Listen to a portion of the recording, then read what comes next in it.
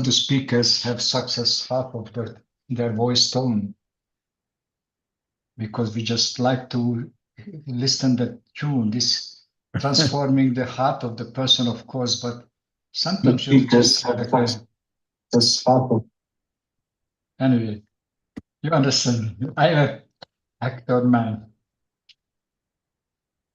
Hare Krishna. Typeable. We'll go ahead and start. Goragraganya gana gotra goloru Goranga Guritama Gopyata Kolpa Briksham Gopala Gada Ratidam Yati Singha Gora Govinda Deshi Kavaram Satatam Namami Uttama Adama Kichuna Bachila Jachi Adile Kokola Kahe Prema-nanda Hemona Goranga Hridoya Dari Abola Bhaja Goranga Kaha Goranga Laha Gorangera Namare Jana Goranga Bhaje Se Hoyamara Pranare Hare Krishna, Krishna Krishna, Hare Hare, Hare Rama, Rama Rama, Hare Hare, Yashaiva Padambuja Bhakti Labhya, Prema-bhakti-candrika Parama Pumarta, Tasmai Jagan Mangala Mangalaya Chaitanya Chandraya Namo Namaste Chaitanya Chandraya Namo Namaste Chaitanya Chandraya Namo Namaste Madgavirapi Gopalan Sri Kuryat Kripaya Jadi Tadaiva Sambhaya Pitva Risha Yustat Priya Jana Shri Krishna Krishna Chaitanya Sasana Rupaka Gopala Raghunathabda Brajabala Bapahimam Vancha Kalpatarubhischam Kripa Sindhubhya eva cham Patitanam Pavanebhyo Vaishnavebhyo Namo Namaha Jai Shri Krishna Chaitanya Prabhu Nityananda Shri Advaita Gadadhar Shri Vasadi Gaura Bhakta Vrinda Hare Krishna, Krishna Krishna, Hare Hare, Hare Rama, Rama Rama, Hare Hare. Shri Krishna Nama Amrita Bharshi Bhaktra Chandra Prabhadvasta Tamo Baraya Gauranga Deva Anucharaya Namo Namah Srila Narottamaya. Again and again I offer my obeisances unto Srila Narottama Thakur. He is indeed a true follower of Lord Gauranga Dev. The nectarian shower of the holy name radiating from the moon of his mouth destroys the darkness of ignorance. So nice to see everybody here today. Let's look at our last session. We're speaking again about Braj Parakya Tattva, the truth of Parakya Bhav and Braj. And here's our previous verse. Anyara parasa jena nahi keda chirena ihate hoibe sabadan Radha Krishna nama gana ese paramadhyana arana koriha paraman. So as Narottama Thakur often does, he gives some vidya in the shade. He begins with some nishade in that previous verse that we shouldn't even touch. In Vishwanath Chakravarti Thakur, he explains in his commentary the word parasa means sparsha. Sparsha means just to touch in Sanskrit. Don't even touch these people. Iha hoites sabadam. Sabadam means be very careful. And just Radha Krishna Namagan se paramadhyan arana koryo paraman. You just chant the holy name, se paramadhyan. This is the topmost meditation that we can do. So Narottama Thakur continues with this subject in the verse we have in front of us today. I'll go ahead and put that on the board. This is one of my favorite, probably my favorite verse in Prema-bhakti-candrika. Karmī jñānī micchā-bhakta, habe tāya anūrakta, śuddha-bhajanete vraja-janera tāhe habe anūgata, parama tattva-dhana. So he's preaching to his mind, and he tells his mind, habe tāya anūrakta. Don't be attached to these kind of people. Now, in the previous verse, he's saying that don't even sparsha, don't even touch them. And who are these people we don't want to touch? The karmis, the jñānīs, and the micchā-bhakta. Sometimes in some editions it says micchā-bhakta. Micchā means a mixed devotee. Micchā means a false devotee. The karmis, the jñānīs, and micchā-bhaktas, the persons who are engaged in fruitive activities and don't appreciate bhakti because of that. The jñānīs who are absorbing collection of information and don't appreciate bhakti. And the micchā-bhaktas, the false devotees. Don't be attached to them. Śuddha-bhajanete. Rather, you should do pure bhajan. So this is our discussion today. We want to talk about how pure bhajan is parama tattva-dhana. Śuddha-bhajanete, parama tattva-dhana. That pure bhajan is a supreme treasure. So, okay, the first day we have some nishad. Karmī jñānī micchā-bhakta habe tāya anūrakta śuddha-bhajanete. If you're doing these things, if you're attached to the karmis, jñānīs, micchā-bhaktas, then you're not doing śuddha-bhajan. You should understand that in your mind. So then what is pure bhajan? Vraja-janera tāhe habe anūgata parama tattva-dhana. That real bhajan means to be anūgatya, to be following the mata or the opinion of the mood, the inspiration of the vraja-janas, the residents of Vrindavan. This is all that we want to do. This is a very difficult thing for newcomers on this path, and this is an instruction which is meant for all devotees, for new aspiring sadhaks, for devotees on the platform of bhakti, and devotees even on the platform of Prema-bhakti. Don't be attached to these certain persons. And this happens more with new devotees because when our mind is covered with lower modes of nature, then we all see problems in this world, but then we see different solutions for it. And the solution is I have to go and beat up certain people, the karmis, the jñānīs, and the micchā-bhaktas. But Narottama Thakur is saying, don't be attached to them. So this attachment can be one of two types. The gross attachment is that there actually can be more than two even. One gross attachment is that, wow, this is really nice, this karma, man. If I do this, and I'll be able to go to the heavenly planets, I'll become Indra, I'll have 100,000 heavenly damsels for me to enjoy with.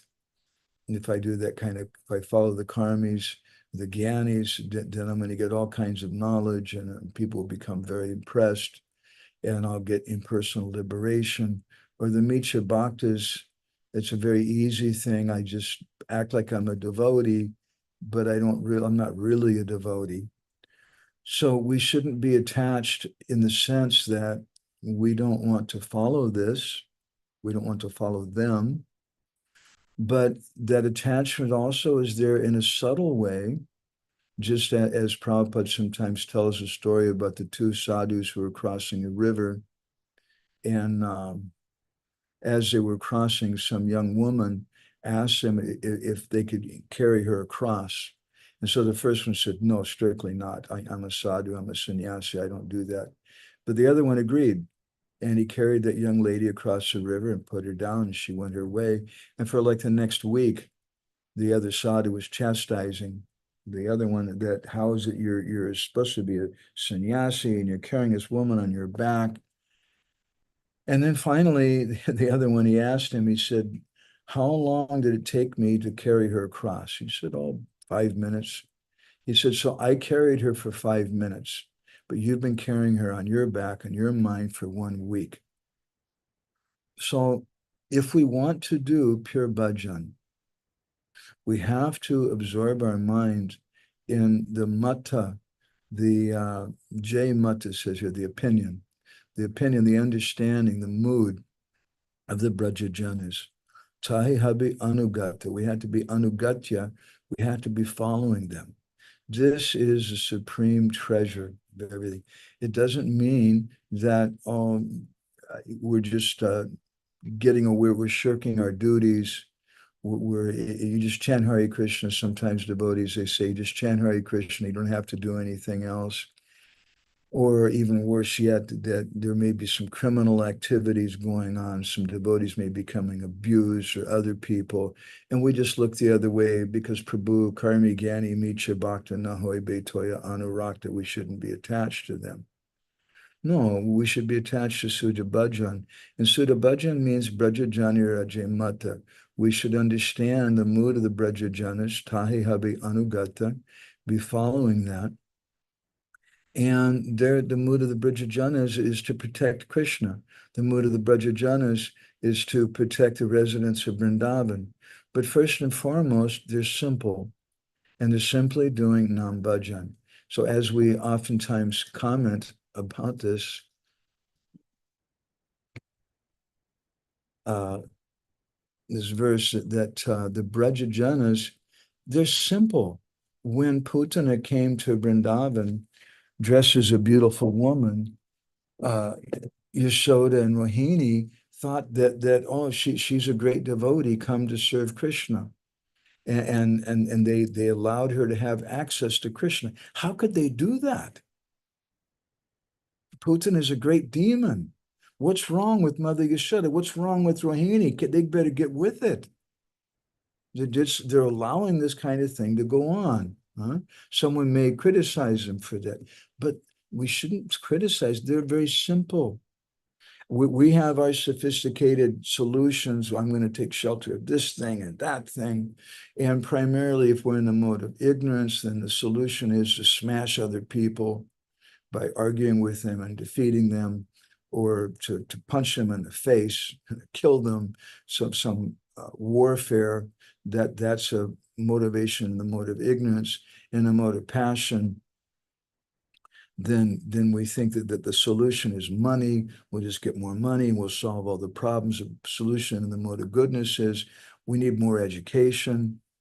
Goodness is the best, but ultimately we also have to transcend goodness.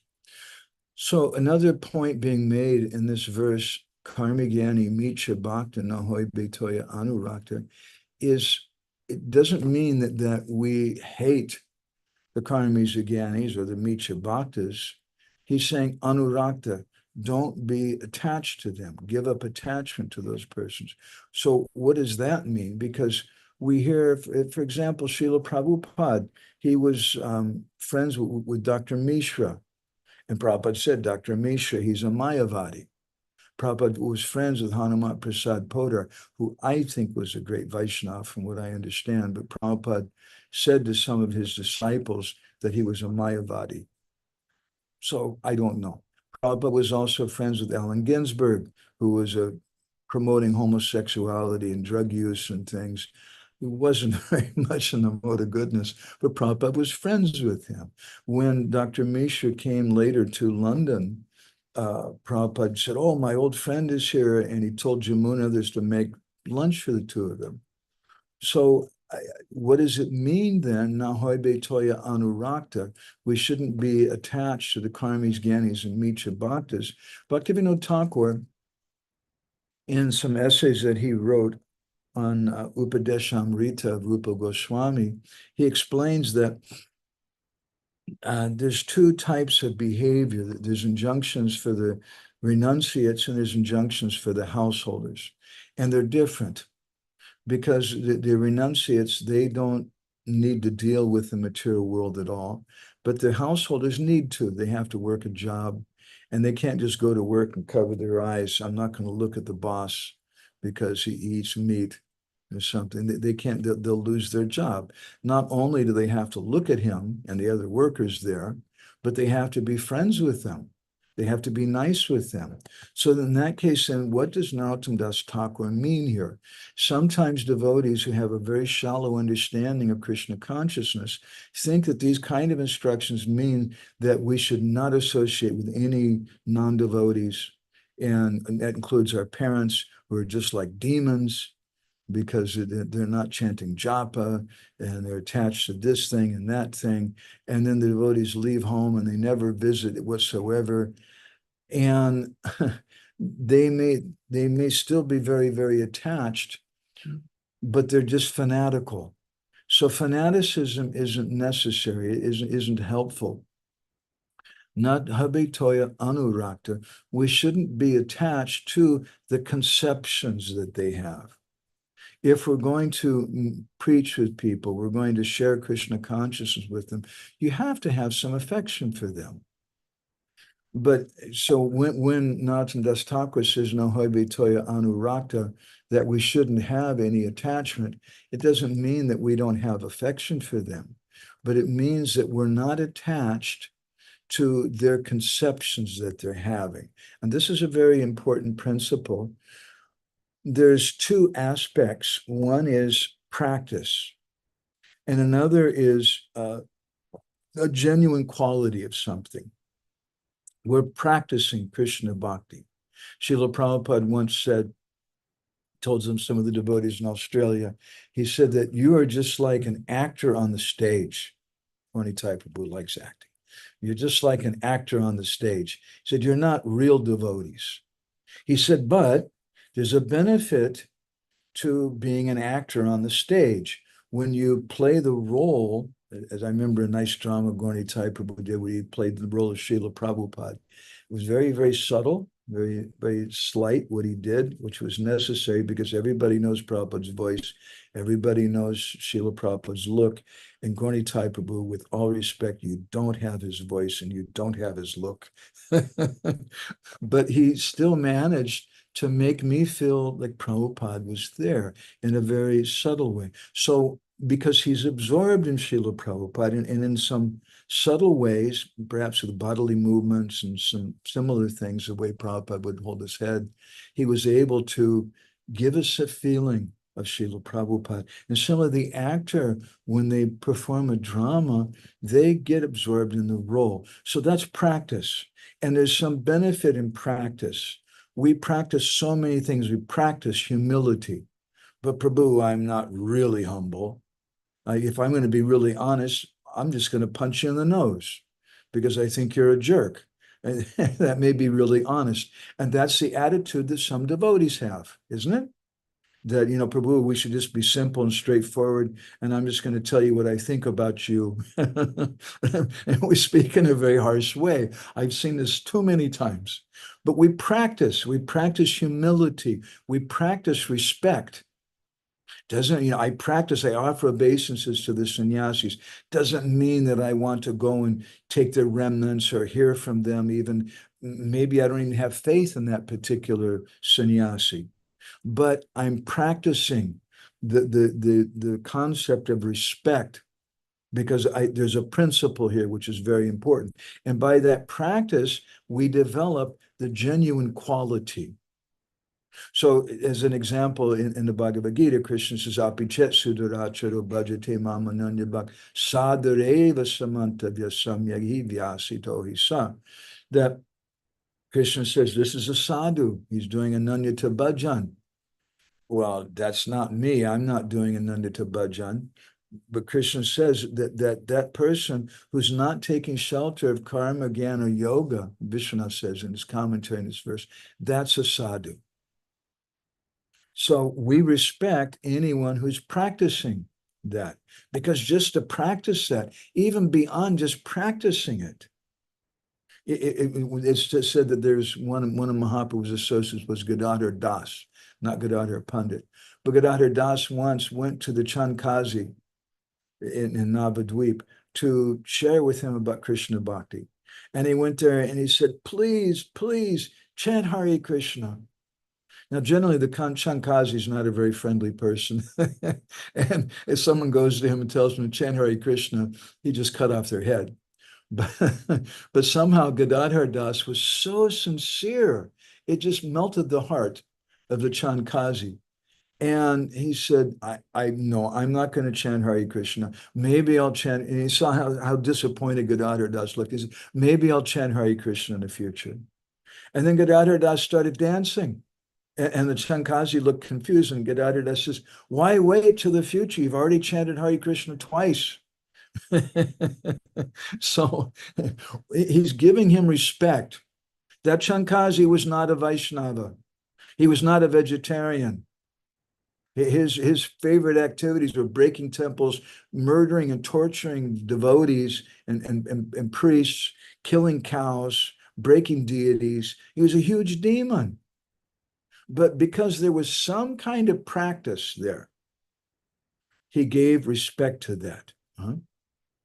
So this verse also, as I'm saying now, it refers to certain principles, the principle of karma, the principle of gyan, the principle of false devotion, the principle of mixed devotion. Habe, tāya, anūrakta. Don't be attached to the principle of those things. We may have some affection, some attachment for persons who are karmis, jñānīs, or micchā-bhaktas. We may have attachment, something for our parents who are not devotees. For some persons we meet on the street because they're great intellectuals and they're just a nice person. But so it doesn't betray what Narottama Das Thakur was saying. Habe, tāya, anūrakta. Don't be attached to that principle. Don't be attached to that practice. So also in this verse, what's being described too, the karmis, karmī means varnashram dharma. It means someone who's following varnashram dharma. Now, it becomes confusing for many devotees when we speak about varnashram dharma because, well, first of all, Srila Prabhupada said different things at different times. And sometimes he wrote in the Bhagavatam, the second canto, one purport, he said that it's not possible in Kali Yuga.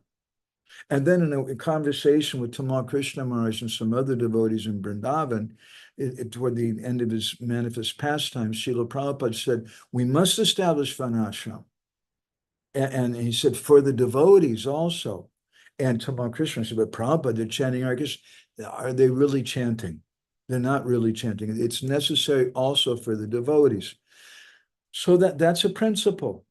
But at the same time, it becomes confusing when we look in the Bhakti Rasamrita Sindhu. In the very beginning of Bhakti Rasamrita Sindhu, Rupa Goswami quotes from Narada Pancharatra, very famous verse, all of you should know, and if you don't know, you should learn it. Sarvopadi vinirmuktam, tattva-dhana nirmalam, rishikena rishikesha, sevanam bhaktir uchate. This is what bhakti, this is pure bhakti. Sarvopadi vinirmukta, that you have no upadis. Nirmalam, it's pure. Rishikena rishikesha sevanam, you're engaging in service with your senses to Rishikesh. But the point being made is there's no upadis, there's no designations. That's varnashram dharma. Varnashram dharma means accepting upadis. Then again, in Bhakti Rasamrita Sindhu, in the 11th verse, it's some Vaishnavas say this is the Mahavakya, or the most important verse, the Charma Shloka of the Bhakti Rasamrita Sindhu. Does anybody know what that verse is? 11th verse, very famous verse. Anya Bilasita Shunyam. Ah, very good. Huh? See, Gauni Taipa was an old man. He's only heard 1,000 classes or 100,000 classes, so he's doing better. Anya Bilasita Shunyam. That our Anya Bilas, our nonsense, basically, should be Shunya. Jnana karma adi. So again, the word karma is being used. Same point. Karmī means someone who's practicing karma, which is in Narottama Das Thakur in his verse today saying, karmī jñānī micchā-bhakta no habe tāya anūrakta. Don't be attached to the karmis. It means don't be attached to karma. So anyabhilasita shunyam, your nonsense should be shunya. Jnana karma adi, gyan and karma adi, etc. anabritam. It shouldn't, gyan and karma, etc. should not cover bhakti. Bhakti means what? Anukulyena krishnanu, anukulyena krishnanu. It means practicing bhakti for the pleasure of Krishna. My Guru Maharaj gave a beautiful lecture once explaining how Krishnānuṣīlanam means Srimati Radharani, who's Bhakti Devi. Bhaktir Uttama. This is Uttam Bhakti. This is pure Bhakti. This verse applies equally to Vaidhi Bhakti, Rag Bhakti, Sadhana Bhakti, Sadhya Bhakti, Bhav Bhakti, Prema-bhakti, anyabhilasita shunyam jnana karmādi anabritam. This is a very, very important verse. So when he says jnana karmādi anabritam, it shouldn't be covered. I've spoken about this some before, but I want to touch on this again. In the commentary of Srila Vishwanath Chakravarti Thakur, he could have said jnana karmādi shunyatam, that no gyan, no karma, no anyabhilas, but no gyan, but gyan and karma should not, anabritam shouldn't cover bhakti. It may cover bhakti in one of two ways. We oftentimes comment, it may cover bhakti in that we think that varnashram dharma is the goal.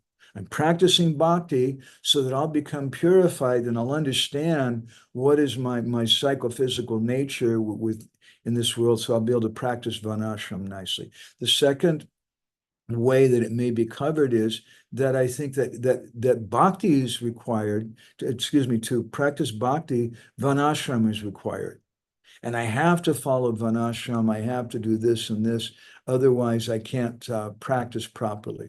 Bhaktivinoda Thakur says that there's three attitudes toward varnashram dharma: the swanishita sadhak, the parinishita sadhak, and the nirapeksha. The swanishita sadhak is someone who's swanishta. They have firm faith. I have to follow this varnashram dharma, otherwise I won't make advancement. So that person is a micchā-bhakta. Maybe you may say he's a micchā-bhakta even. He's a false devotee because he's not taking shelter purely of bhakti. He's a karma micchā-bhakta. He's taking shelter of some karma and some bhakti, because he thinks his faith, according to his conception of faith, I have to follow this. Better than that is a parinishita. Parinishita is someone who has superior faith. They understand I don't have to. I don't have to follow this varnashram dharma. All that I have to follow is Krishna bhakti. In a conversation after a lecture Srila Prabhupada gave in 1968 in Los Angeles, the devotees asked him, they said, Srila Prabhupada, how do we follow this varnashram? Do we have to follow this varnashram? And Srila Prabhupada asked them a question. He said, before you came, were you following varnashram? And the devotees said, no. And so Srila Prabhupada said, so where did your good fortune come from? Your good fortune didn't come from varnashram. It wasn't that, oh, I got around these people who were, following varnashram dharma perfectly, and by their association, now I've uplifted myself and I've become qualified now for bhakti. No, your good fortune came from bhakti, from the practice of bhakti. So Narottama Das Thakur is saying, don't be attached to those karmis. Because if you're associating with them, we may associate with different people, but don't be attached to them. They may not be a pure devotee, they may not be a devotee at all, but we can have some affection for them, but don't be attached to their conception. So the swanishita bhakta, they think I must do this. The parinishita, they have a superior quality of nishtita. Their affection something higher. They understand I don't have to follow varnashram dharma, but I still have material desires, and it's better for me if I do. This is the type of varnashram dharma which was recommended by Srila Thakur Bhaktivinoda. Now, it may be confusing if we read Bhakti Rasamrita Sindhu, it seems that Rupa Goswami, doesn't seem, he's clearly saying that practice of varnashram should be rejected. But then Bhaktivinoda Thakur says in Jaiva Dharma that as long as someone has material desires, they must follow all the rules and regulations of varnashram. What does that mean? All the rules and regulations of varnashram dharma means a library of 100,000 books. One lifetime is not enough to even understand all those rules and regulations. You go completely mad. So what does it mean? In essence, it means that we have to follow varnashram as long as we have material desires. We should be married if we have desires like that. No problem. And if someone doesn't have desires like that, then they should be a brahmachari. Their life will be more peaceful. The grihastha may actually be more advanced, or the housewife may be more advanced than the brahmachari, or even the sannyasi. But they have some detachment from material things, which is not indicative of itself, of bhakti by itself. So they should not get married. That's simple. They should follow their system. It'd be better for them. So 3 attitudes toward varnashram: swanishtha, parinishtha, and nirapeksha. Nirapeksha means someone they may follow, they may not follow. Jad Bharat, he was acting like a madman. Like he didn't know what to eat. His father would tell him that you should wash your hands before you eat. And so then he would eat and then wash his hands afterwards. We should also do that afterwards. But he would do everything backwards. And he would do that purposely. He was nirapeksha. He didn't care. Now, it's confusing. Is Bhaktivinoda Thakur, is he against what Rupa Goswami is saying? Is Srila Prabhupada against what Rupa Goswami is saying? No, we should understand these things very deeply. In Sanskrit language, especially within bhakti vocabulary, one word may have a number of different meanings. The word bhav, for example, may mean emotion or mood, but it also is a level of devotion. It's a we say there's Vaidhi Bhakti, Bhav Bhakti, and Prema-bhakti. But then again, there's another meaning of Bhav, Sneha Man Pranaya Bhav. Bhav is also one of the levels of Prema-bhakti. So it becomes a little confusing. Similarly, varnashram dharma can mean a number of different things. Varnashram can mean the concept, the general concept of varnashram. It can also mean a social order, practical social order within this world. It can also mean my personal occupation. It can also mean the rituals which are being followed in varnashram dharma. But Bhaktivinoda Thakur, he says very clearly that if we practice varnashram dharma and we're doing it for the purpose of bhakti, and that means that bhakti is that varnashram practice is under the full control and domination of bhakti. Someone's practicing varnashram, but it's under the full control and domination of bhakti. That's not varnashram, that's Vaidhi Bhakti. Bhaktivinoda Thakur says. It becomes confusing. Otherwise, why is it Chaitanya Mahaprabhu, he told Roy Ramananda, when we asked him what's the best thing, and Ramananda Roy, the first thing he said, Varnashram Acharavata, the Varnashram Dharma is the best. And then Mahaprabhu would say, Eho Bhaya, Agikaha, that's external. Can you say something more? So some people say that Mahaprabhu rejected varnashram. Did Mahaprabhu reject varnashram? Mahaprabhu was a grihastha for 24 years. And then Mahaprabhu took sannyas. Sannyas is within varnashram. Sometimes there's a controversy with certain Vaishnavas because Srila Bhaktisiddhanta did some things for the sake of preaching, just as Chaitanya Mahaprabhu did some things for preaching, which were not exactly necessary. And one of the things that Srila Bhaktisiddhanta did was he adopted the order of sannyas and the wearing a saffron cloth, which is not done traditionally by Gaudiya Vaishnavas. Jagadananda Pandit rejected that. And that's a long discussion. In one article, śuddha-bhajanete says, we accept this because the Goswamis, the 6 Goswamis, were wearing white. And that white cloth is the color of the paramahamsas. And to show that we're servants of the paramahamsas, we wear the saffron cloth, meaning that the saffron cloth is within Varnashram Dharma. And the white cloth is outside of the Varnashram Dharma. So Varnashram Dharma is some lesser thing. Now, also we practice this, we have the sannyas system within our society. It's not a game, it's not just a costume that we have, but it should be adopted by people who are genuinely renounced, and we give respect to that. Just as grihastas in Vedic culture, especially, it's very common in West Bengal and Orissa, if someone's wearing white, they don't listen to them so much. I was recently, just yesterday, I was reading a beautiful remembrance of Srila Prabhupada by Bhakti-sundar Govinda Maharaj. Bhakti-sundar Govinda Maharaj was the leading disciple, I guess you could say, of Srila Bhakti Rakshak Sridhar Maharaj, Prabhupada's godbrother and friend. And Govinda Maharaj was around our Srila Prabhupada from like the age of 13 or something. And he was a brahmachari. And they were doing sometimes programs, preaching programs, and Prabhupada would bring Govinda Maharaj, and the local people would offer a Vyasasan. And Prabhupada told Govinda Maharaj, you should sit on the Vyasasan, I'll sit down on the ground, on the floor.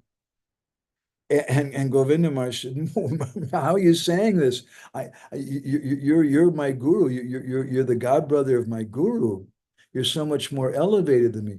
And our Srila Prabhupada explained, he said, because I'm a householder. At that time, Srila Prabhupada was wearing white and was acting as a householder. And we're going to do this program here in West Bengal, and they really respect saffron. And so they'll think there's something wrong if I'm sitting in the Vyasasan and you're sitting on the floor. So you should sit on the Vyasasan, Prabhupada told him. And you just read the verse. You read the verse, read some commentary, and then I'll explain it. Like that. And so he satisfied Govinda Maharaj in that way. So Sri Chaitanya Mahaprabhu accepted this Varnashram. There's no question of him taking sannyas. Someone takes sannyas to give up material life. Mahaprabhu he's Krishna himself. What is a question of material life with him? But he's doing that. There's an external and internal reason. The internal reason we've written about in our Sannyas magazine and that's a long subject, the mood of Srimati Radharani. But there's also an external mood, an external purpose, which was for prachar, to be able to get this message about the holy names out to different people. At that time, the Brahman community weren't listening to him. So he knew, if I do this trick, if I take sannyas, then everybody's going to listen to me. Now, I find it a little ironic, to be really blunt with all of you, that in our day and age, when we have this mood, this beautiful mood described by Srila Bhaktisiddhanta, that the saffron cloth means that we're servants of the paramahamsas. And we're doing this, and we accept the sannyas so we can serve Guru. But now some persons, they advertise their sannyas status, or they advertise their renunciation in order to get followers, with the idea that Prabhu is for preaching Prabhu. I'm actually really humble, and I don't really need this respect for myself, but I'm doing it for preaching. But in the name of preaching, and some of them may be doing that for preaching, and that's not wrong necessarily, but in the name of preaching, there's also, we've seen a number of people making a business out of the color of that cloth, which is very ironic, again, because traditionally in Gaudiya Vaishnavism, it's not even the color that one wears. They wear white. And Srila Bhaktisiddhanta adopted it out of humility and respect to the Paramahamsas, but it's just become flipped over. Whereas today in our society, I really like wearing white. It's really cool because I'm a pocha grihasta. I'm a rotten grihasta, and people hold their nose when I come around. That guy smells bad. He's attached to a woman. My grandma's told me 3 times I should marry. And I waited for over 10 years. I prayed to him, look, I'm not going to do it unless you make some arrangement. And then later on, this is a very personal thing, I felt that he made some arrangement. And so following his instruction, I married to Krishna Kun, who's a much better devotee than myself. And at that time, some of my godbrothers, they criticized me. Even one who took sannyas, was a new bhakta, still after Guru Maharaj left, later he took sannyas, he was criticizing him. Madhavananda is a stool eater and things. Okay, that's very good for me to develop some humility, someone like saying like that. But I find it also a little sad and a little ironic that someone so grossly misunderstands Gaudiya Vaishnavism and the mood of things, because Gaudiya Vaishnavism means to give up Varnashram Dharma. And therefore, Narottama Das Thakur says in this verse, karmī, jñānī, micchā-bhakta, nahobi toya anūrakta. Don't be attached to them. Again, I'll repeat this again and again. In our society, we have sannyasis. It's not wrong. It's not bad. We give respect to them. When we say we shouldn't be attached, it doesn't mean that I'm not attached, that I should be detached from all the sannyasis and I should criticize them. No, that's wrong. What it means is we should not be attached to someone who is themselves attached to renunciation as a process for advancement. That's karma. Or someone who's attached to Varnashram Dharma, that's karma. Or someone who's attached again.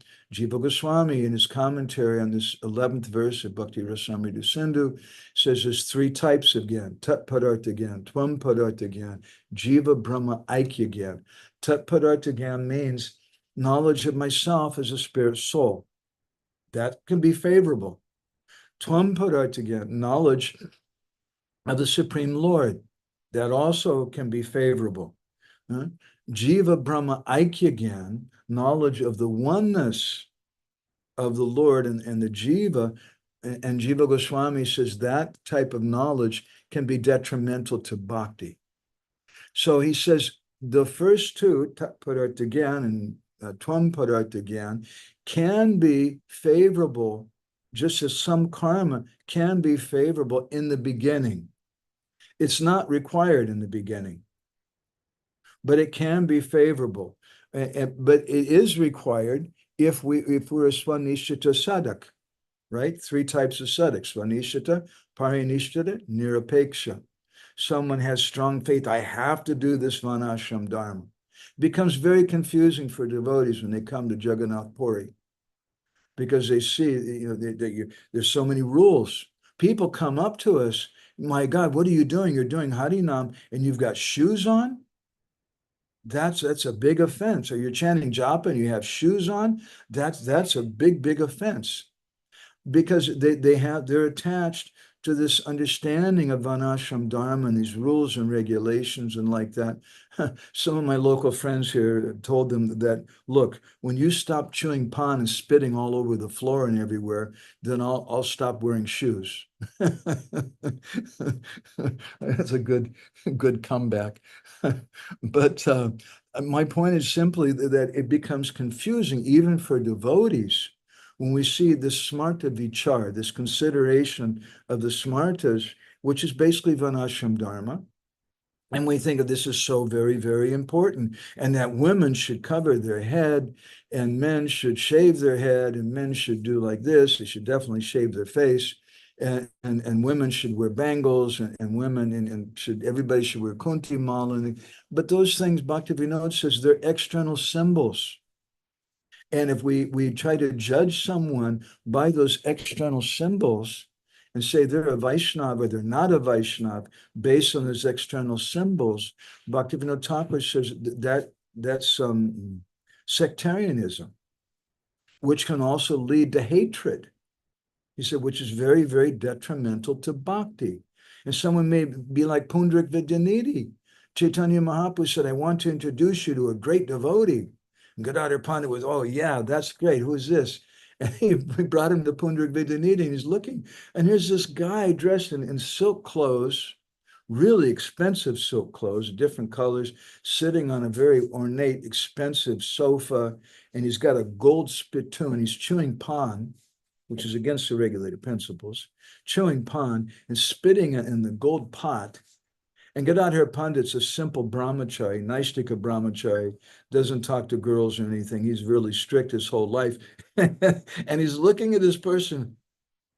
Yeah, right. This is a sadhu? No. And then Mahaprabhu Mukunda had brought him, not Mahaprabhu, excuse me.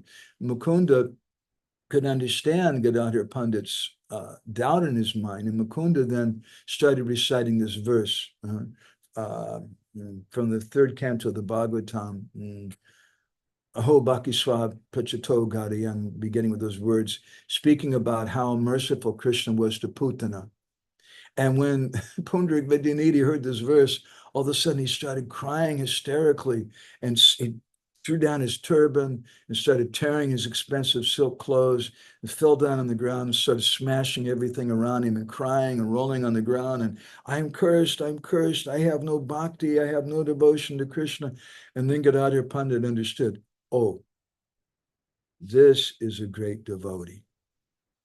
So one essential point in this verse today, karmī jñānī micchā-bhakta tāya anūrakta, is that we have to, it's a subtle point. We don't really know who's a karmī and a jñānī. Sometimes someone may look like a great sadhu. They may be a sannyasi, a tridandi sannyasi. They may be a sadhu with dreadlocks and long hair, living in a very simple way. But you talk to them, and it becomes very, very clear. They're really attached to all the different types of mudras and mantras and rituals and things. And they're a karma micchā-bhakta. They're really stressing vanashram and this and this. So we can love that person. We can even be friends with that person.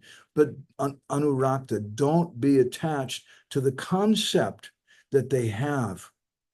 It's such a very, very important thing. And therefore, in the previous verse, Vishwanath is saying, Narottama, Vishwanath's commentating, that don't even have a touch of it. Don't even have a fragrance of it. There shouldn't even be any smell of that thing.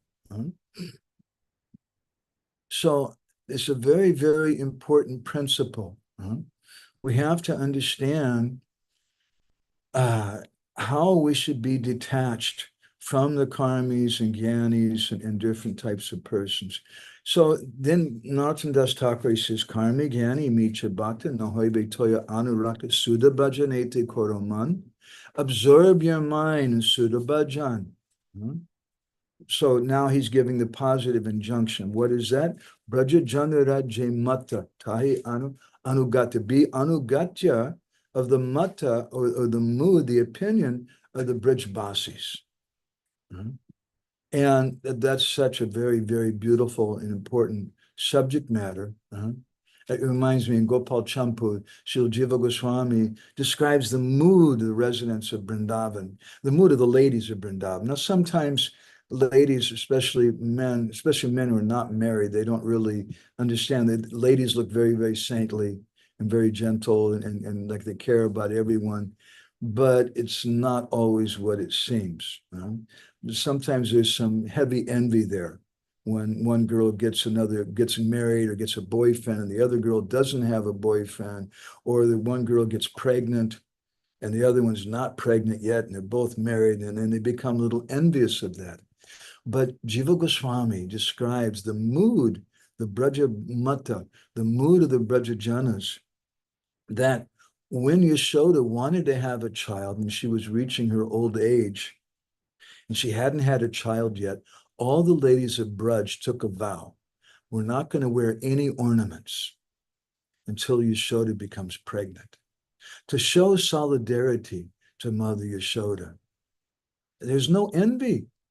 And for ladies in Vedic culture, it's not like ladies in Germany or Hungary or something where ornaments are kind of an annoying kind of thing, especially bangles, and we don't want to do that, and even earrings and whatever, they get in the way.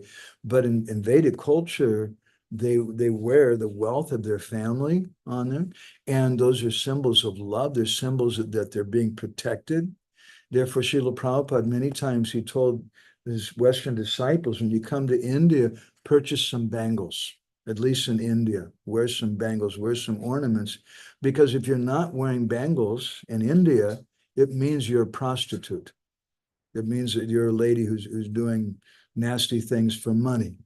That's not the same culture in the West, and we're not promoting, bangles. I'm not trying to sell bangles, don't worry. But that's the culture. And this is a culture in Braj. They wore those ornaments. But when Mother Yashoda didn't have a child, she wanted that. They showed solidarity, and they stuck up for her. Istan dvesti samam dvesti, istananu samamanu. Krishna tells Duryodhana in the Mahabharata, he says that Istan dvesti samam dvesti. Someone hates my devotees. Someone hates the Pandavas, it means they hate me. Krishna, could you maybe give me some water, please? Someone hates my devotees, it means they hate me. Istananu samamanu. Anu means to follow. Someone who follows my devotees, they follow me. Someone loves my devotees, means they love me. So this is the mood of the devotees, this is the mood of the Braj-janas. Our mood is that bhakti gives everything. And nothing, just a tiny bit. That's great. That's great. Thank you so much.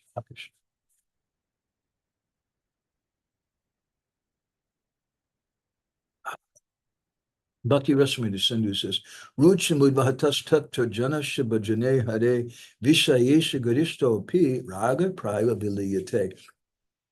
That even if someone has some strong material attachments, attractions, if they practice bhakti sadhana, they'll get some ruchi. When they get that ruchi, then all those nonsense things will be destroyed without resorting to vairagya.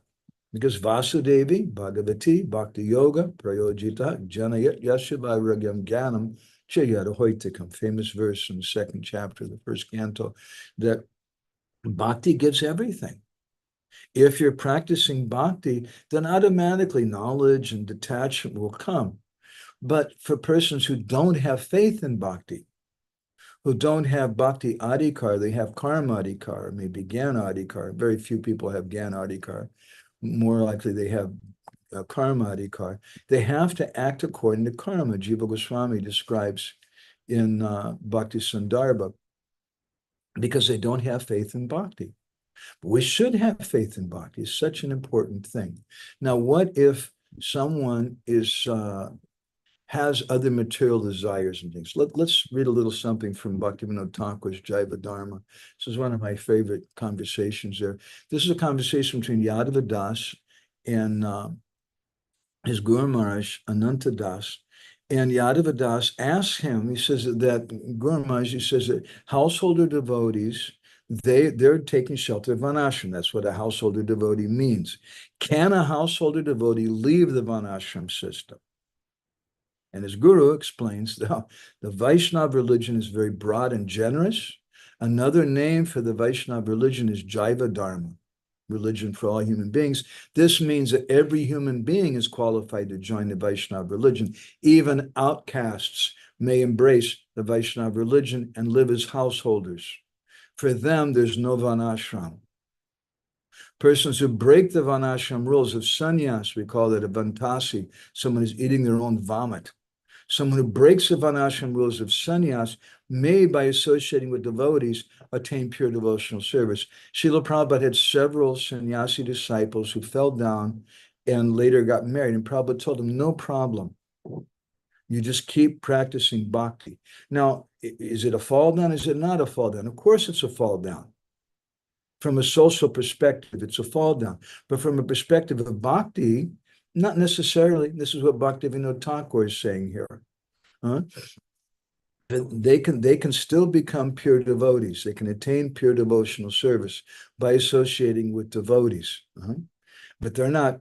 They're in Bhaktivinoda says in their household or devotees. For them, there's no rules of varnashram. For they, because of their misdeeds, have left the varnashram system, may still, along with their children, take shelter of pure bhakti in the association of devotees. Their household of devotees, but they're not part of the varnashram system. Household of devotees are two kinds: those who follow the varnashram system and those who don't. And Yadavadas says, well, Guru Maharaj, which of those two is best? And Anantadasa's Guru says, the one who has more devotion is the best. If neither have any devotion, then according to the material perspective, the follower of varnashram is better because he's pious and the other is an outcast. But from the spiritual perspective, they're both degraded because neither of them have any devotion. All that we're concerned with is bhakti. We're not the International Society for Varnashram Consciousness or for Gyan Consciousness. If we simply practice bhakti, everything will come. There's a few beautiful verses I'll share with you from Chaitanya Charitamrita. Bhakti vina kona sadhana, jitenare phala, sabafala deya bhakti swatantra prabhala. Karma, Gyan, and other things, they give results because they're associated with bhakti. Bhakti binu, but without bhakti, kon sadhana jitenare phala, there's no fruit. And they don't give any proper results unless they're associated with bhakti. But bhakti, on the other hand, is swatantra. Bhakti is independent. Sabafaladeya bhakti swatantra prabhala. It's so powerful. The bhakti by itself will give everything. Bhakti mukha nirikshaka karma yoga gyan.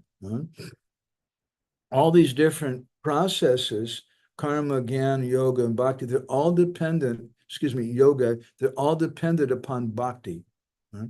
Jiva Goswami, in his Kama Sandarbha commentary in the 6th canto of the Bhagavatam, when he speaks about a Jamil, explains that that whatever strength one sees in the processes of karma, of practicing varnashram dharma, doing different rituals and ceremonies, the process of gyan, studying different shastras and understanding our position as a spirit soul through some knowledge acquiring process, whatever taste there is in those things, first of all, whatever strength that there is in them comes from having some ruchi. We spoke about this not so long ago.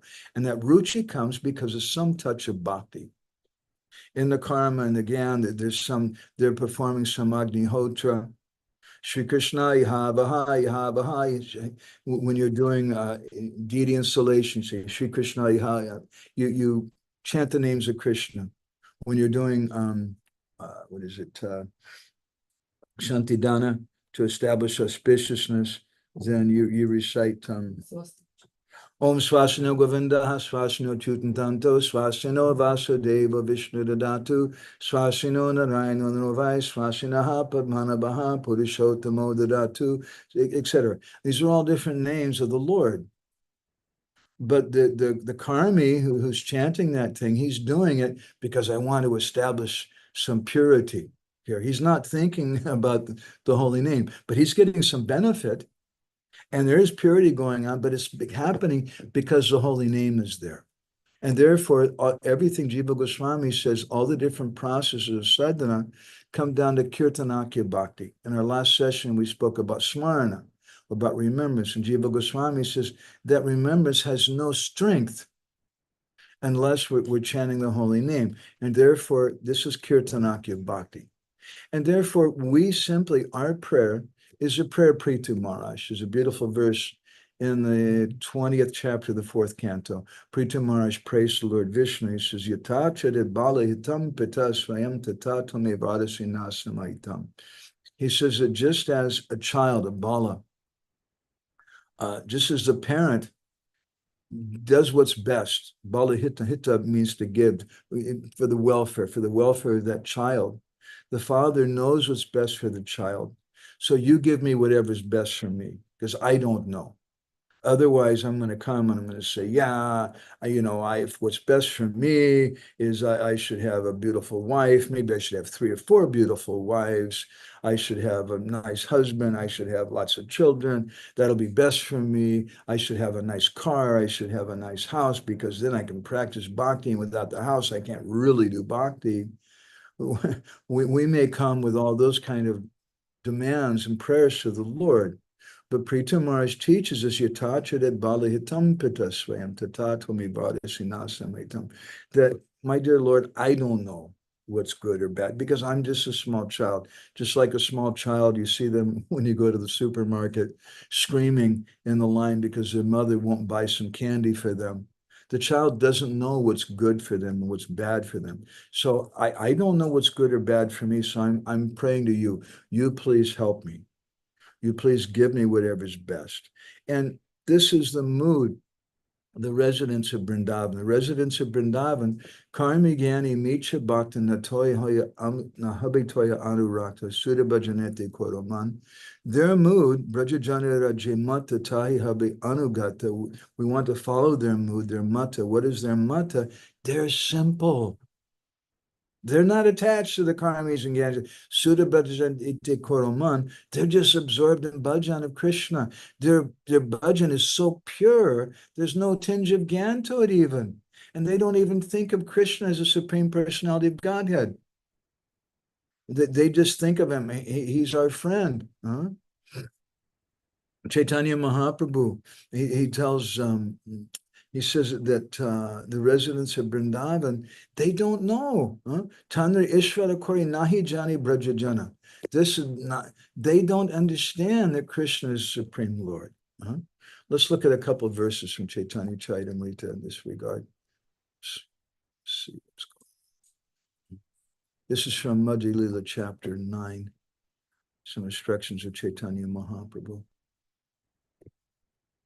Keha tanra putra gyane urukole bande keha saka gyane chini chade tanra kande. Some persons in Braj accept him as their son, and sometimes they tie him up to a grinding mortar.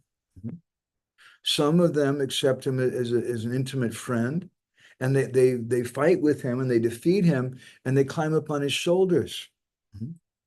Brajendanandana Bholi Tana Jani Brajajana Aishwarya Gyani Nahi Kona Sambandhamanana. This is the mood of the residents of Vrindavan. They don't think of Krishna as God. They don't have any of this Gyan and Aishvarya. Simply Braja Lokara Bhavi Jai Koriya Bhajan. They're just doing pure bhajan for Krishna with no conception of his supreme position. Prabhupada writes in his purport to this verse, the inhabitants of Brajbhumi, Goloka, Vrindavan know Krishna as the son of Maharaj Nanda.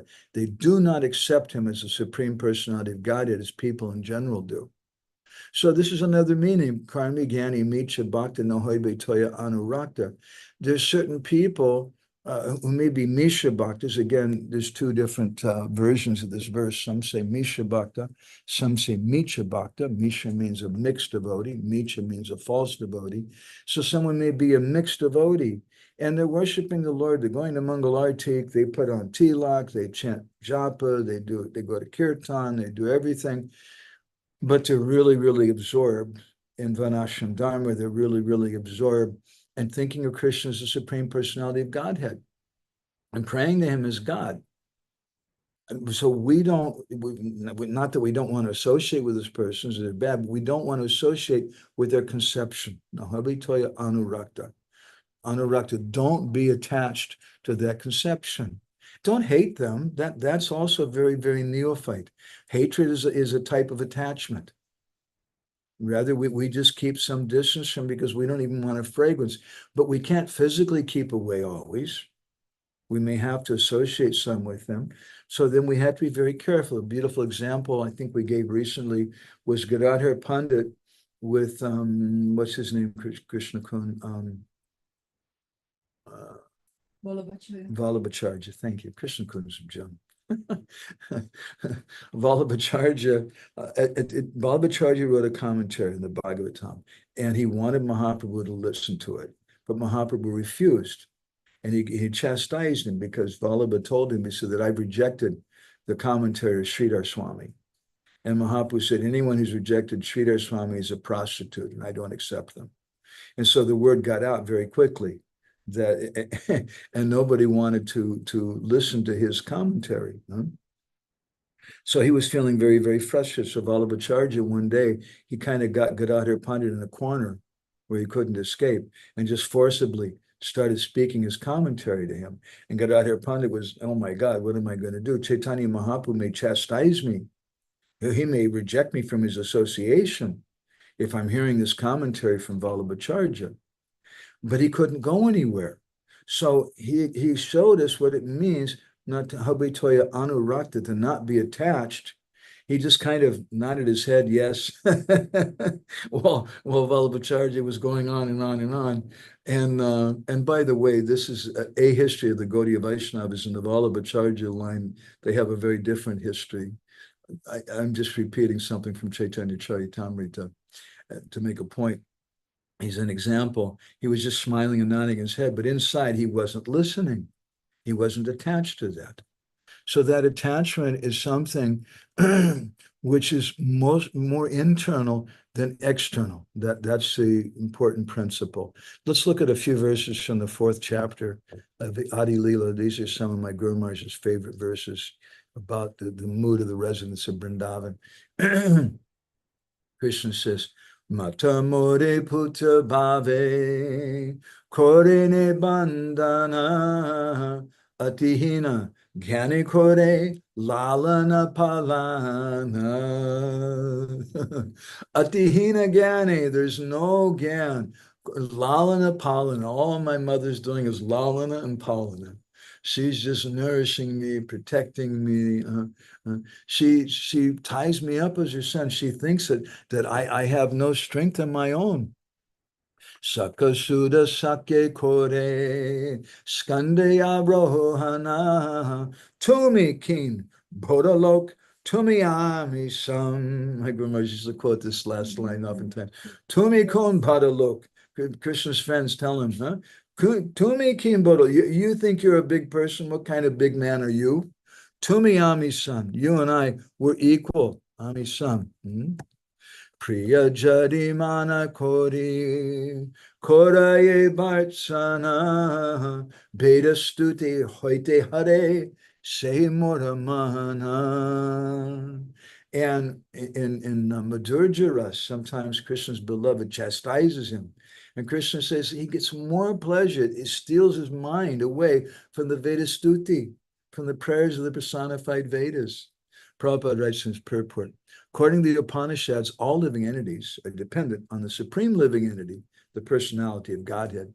As it is said in Katha Upanishad, Nitya Nityanam, Chaitanas Chaitananam, Eko Bahunam Yo Vidadati Kamam. One eternal living entity supports all other eternal living entities because the supreme personality of Godhead maintains all the other living entities.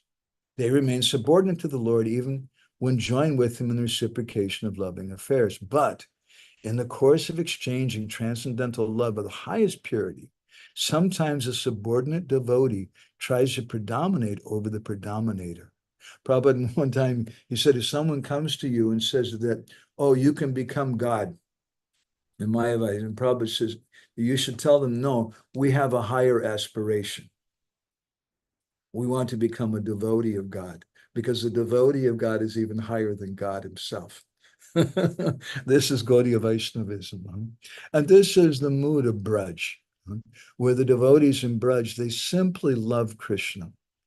And they don't have any other conception. They don't have any other attachment. So I want to finish. There's one beautiful statement from Srila Prabhupada that I wanted to share with everybody. Trying to see where that's at. Again, the point being that in a practical way, for devotees today, sometimes due to our passion to the modes of nature which are covering us, then we think that oh, we have to do this thing or we have to do that thing. We have to expose the rascals. We have to show that all the leaders are bad. I'm going to become a leader and I'm going to show all the leaders are bad. Well, you're a leader, then you must be bad also. And especially if you meditate on all their bad qualities, and definitely you'll become bad. Don't worry about it. Prabhupada came into the GBC meetings. We often recite this. Prabhupada came in, he said, this chanting should go on instead of meetings, resolutions, dissolutions, revolutions, and no solutions. There should be chanting. This is a Hare Krishna movement. Let's look at a couple of statements from Srila Prabhupada, and we'll have some discussion. This is from a letter Prabhupada wrote in 1974 to a devotee New Hari. Although there may be some difficulties within our society, these things are not very important. What is important is that we should simply fix our mind on Krishna's lotus feet. This is his instruction in the Bhagavad Gita. We associate with one another so that we can assist each other in hearing and chanting about Krishna. That is the purpose of our society. This you'll not find in the materialistic society where all hearing and chanting is simply concerned with sense gratification. Our desire is Krishna. And we want to go back home, back to Godhead, where Krishna lives eternally. Ultimately, in Bhakti Rasamrita Sindhu, we find that even devotees don't want to go back to Godhead. Maybe they do, but only so they can serve Krishna. Prabhupada says, so you simply follow my instructions that I've given you, and surely your life will be a success. He said, don't be so concerned. These things are not very important. These problems, these difficulties in the society. Don't worry about the micchā-bhaktas and this and that. If we simply focus on nam bhajan, everything will be solved. But it's so ironic, we become absorbed in thinking about the false devotees and the karmis and the jñānīs and the this and that. And then we don't do nam bhajan anymore. śuddha-bhajanete koroman. We stop doing pure bhajan. And then nobody's doing bhajan. And you've become a karmī or jñānī or micchā-bhakta, or at least a micchā-bhakta. So where's the hope? So as we said in the beginning, there's two principles. There's practice and there's having the quality of something. We're practicing to be devotees. We're not devotees by nature. We're practicing. But by that practice, it'll naturally come at some point. But the practice itself is so exalted, so wonderful. Someone may be a durachari sadhu. They're durachari because they're attached to sense gratification. But because they're not taking shelter of karma, jnana, or yoga, they don't have attachment for that. Karmī, jñānī, micchā-bhakta, habe, tāya, anūrakta. They're not attached to that thing. They're a pure devotee. And Krishna says that sameva mantavya. You should understand this very emphatically. This person's a pure devotee. Even they may have material desires, they may be making mistakes sometimes, but they're not taking shelter of karma, jnana, or yoga. And on the other hand, if we see someone who looks like a pure devotee, even again, maybe a sannyasi or a Prabhupada disciple or some senior person, some manager or something in the society, but they're advocating karma micchā-bhakti or pure karma or pure jnana, then don't be attached to that person. We may have to associate in some ways in our society, but we keep a distance. We don't want that fragrance to come to us. We don't want a sparsha of that. We don't want a touch of that. So Prabhupada says a beautiful thing in Path to Perfection. I want to read this, and we'll go ahead and finish here. Let's see. In this material world, all conditioned souls are under illusion. A doctor treats all patients, and although a patient may be delirious and insult the doctor does not refuse to treat him. He still administers the medicine that is required. As Lord Jesus Christ said, we should hate the sin, not the sinner. That is a very nice statement, because the sinner is under illusion. He's mad. If we hate him, how can we deliver him? Therefore, those who are advanced devotees, who are really servants of God, do not hate anyone. Because this hatred is another form of anūrakta, another form of attachment. Don't hate anyone. When Lord Jesus Christ is being crucified, he said, my God, forgive them. They know not what they do. This is the proper attitude of an advanced devotee. He understands that the conditioned souls cannot be hated because they've become mad due to the materialistic way of thinking. In this Krishna consciousness movement, there's no question of hating anyone. Everyone is welcome to come and chant Hare Krishna, take Krishna Prasadam, listen to the philosophy of Bhagavad Gita, and try to rectify material conditioned life. This is the essential program of Krishna consciousness. So this is the same point that Srila Narottama Thakur is making in this very important verse today. When we travel, wherever we go, we have this verse on the wall. And I recite this verse every day because it's such an important thing. Let me always remember this verse. I'll put it up on the board here again. We'll go ahead and finish. Karmī jñānī micchā-bhakta habe tāya anūrakta.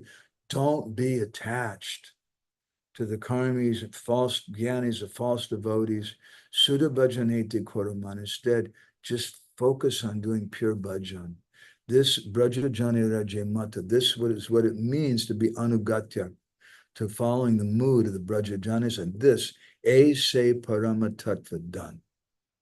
This is the topmost treasure. This is what Srila Narottama Thakur is pleading with us to do. Don't be a micchā-bhakta, don't be a mixed bhakta, and be attached to thinking that all this vanashram. You may do vanashram if it's helpful for you, but you do it under the control and the subordination of bhakti. Bhakti is completely pervading your practice of vanashram. Then it's no longer vanashram.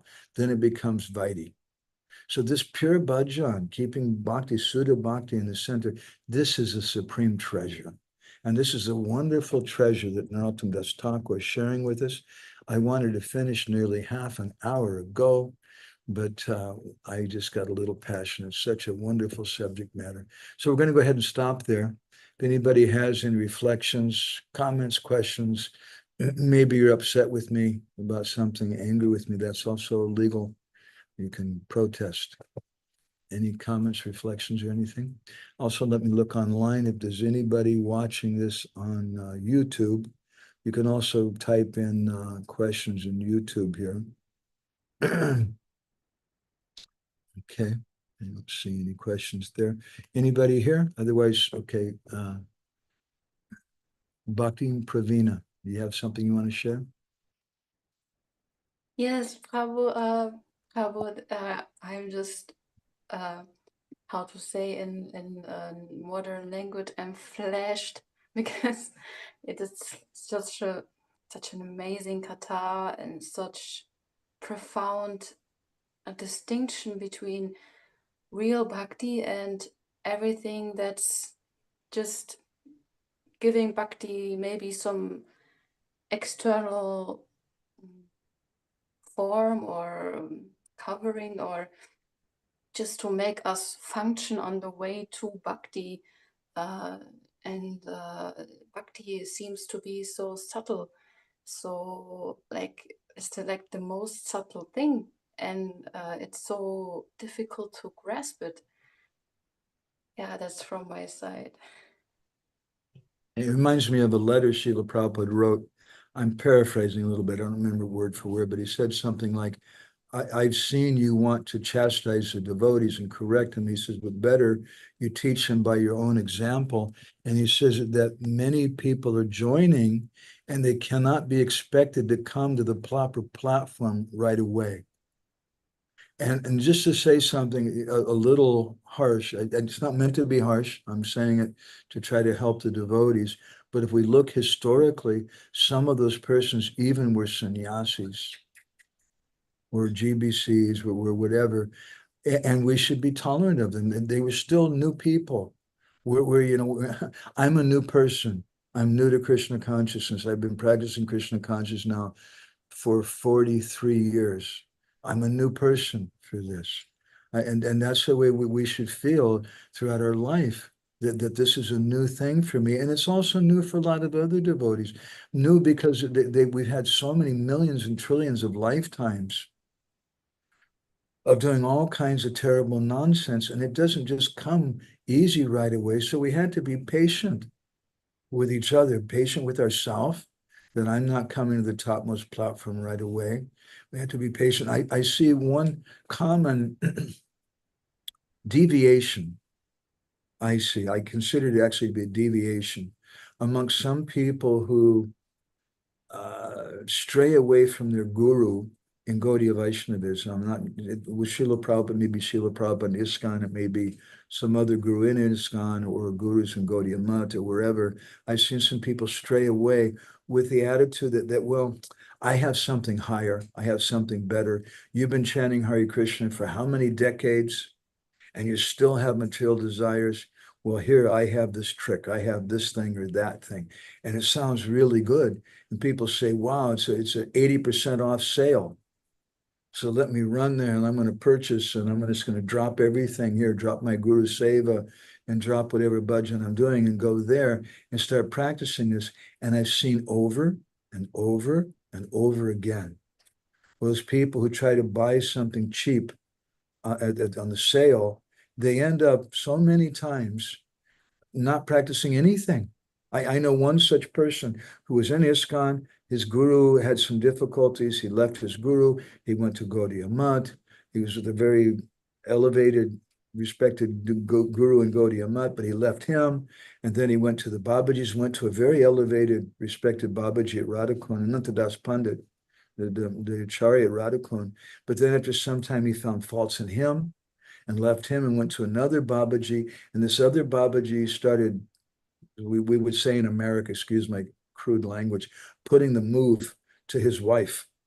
He was, that Babaji was making lusty advancement to the devotee's wife. The last thing that I heard about him, he's a Buddhist now. He's completely left bhakti altogether. So when we're looking for some quick thing, it's a deviation, I say, because Rupa Goswami says, Utsaha Nishchaya Dharyat. We should be enthusiastic, patient, and confident in this process. And it may take us so long. My grandma's commented that Suparnika, Lord Ramachandra, had her nose and ears cut off. Pretty depressing. And she went for tens of thousands of years, I don't know, like maybe 30,000 years. No man would touch her. During that time, all she could think about was Ram and how beautiful he was. And she took birth as Kubja in Krishna Lila. But it took that long. It's something which takes a long time. And devotees many times, Bhakti Vigyan Maharaj, who, in my humble opinion, is giving some of the best Harikatha on the planet, just by the way. He asked a question some time back to a group of his disciples, what platform are you on? You're on Nishta, Bhajan, Kriya, Ruchi, Sakti. And a number of them wrote back and said, I'm on the platform of Bhav, Gurudev. and Bhakti Vigyan Maharaj said, oh, I think we need to have some classes in Madhurya Kadambini. and he started those classes and helping devotees to understand where they're actually at. So in my feeling, it's a kind of deviation sometimes when devotees want to come and advertise some cheap, fast process and encourage people to just give up the chanting of the holy names, which is everything. And it may be taking so long. There's a beautiful verse in Bhakti Rasamrita Sindhu, Yena Janma Sahasrani, it begins with those words, I don't remember the rest of it. Yena Janma Sahasrani, Janma Sahasrani may take thousands of births of chanting the holy name before they get perfection. And Jiva Goswami in his commentary says, what? They're chanting hundreds and thousands of births and not getting perfection. How do we understand that? The holy name with the jamya gives salvation very quickly. Mukti tucha falahoy namabasa hoite. The Yena janma sahasranani Vasudeva nisevita tanmuki harinamani sadatistanti bharata. Thank you, Krishna Kun. She's great. Jiva Goswami explains that Krishna makes them wait, makes them chant for hundreds and thousands of births, so for them to come to the platform of praying, because mukti tucha falahoy, mukti, liberation, that's tucha fal, that's insignificant fruit of namabas even. We don't care so much about that, but to get Krishna prem, to get Nikunja Seva, ooh, and Krishna sometimes makes that devotee take birth. I hope Krishna makes me take birth hundreds and thousands of times. before I get that thing. I don't want to go and just get liberation and go to Vaikuntha or something. We want Prem Bhakti. We want Nikunja Seva.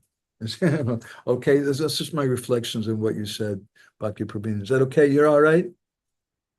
Yes, Prabhu, Jai Prabhu. Yes, I'm very all right whenever I get to take part in your kathas. And I was also wondering about the reason why Chaitanya Mahaprabhu took sannyas.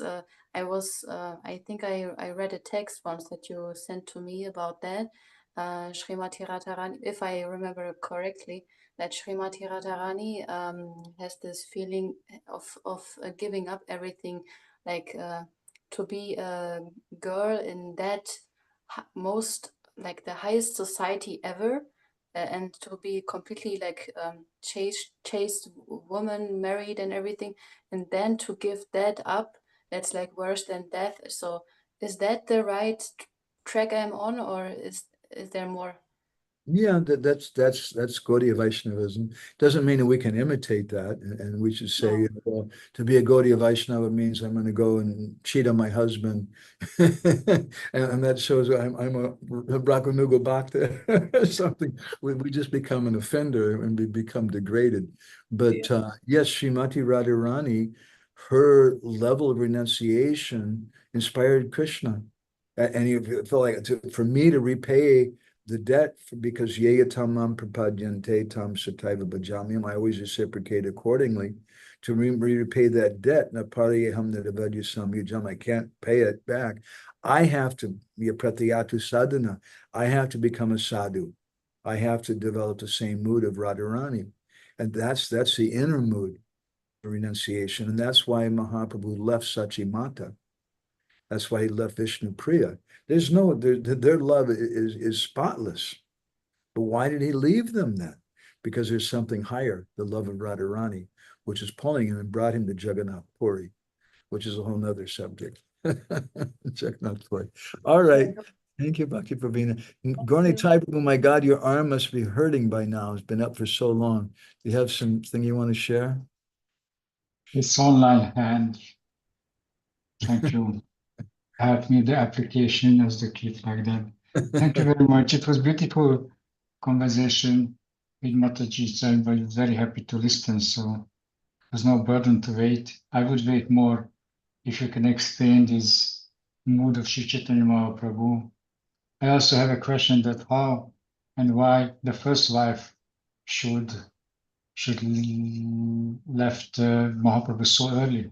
So what is that pastimes message for us? So that's also one of the questions, that because the most intimate partners of Krishna and have to die in the middle of the pastime. So it's very strange, very difficult to understand also. Gaudiya Vaishnavas generally speak about Lakshmi Priya's departure in the sense that they say that she left due to the feelings of separation, because Mahaprabhu had gone to Bangladesh to preach and she couldn't live without him.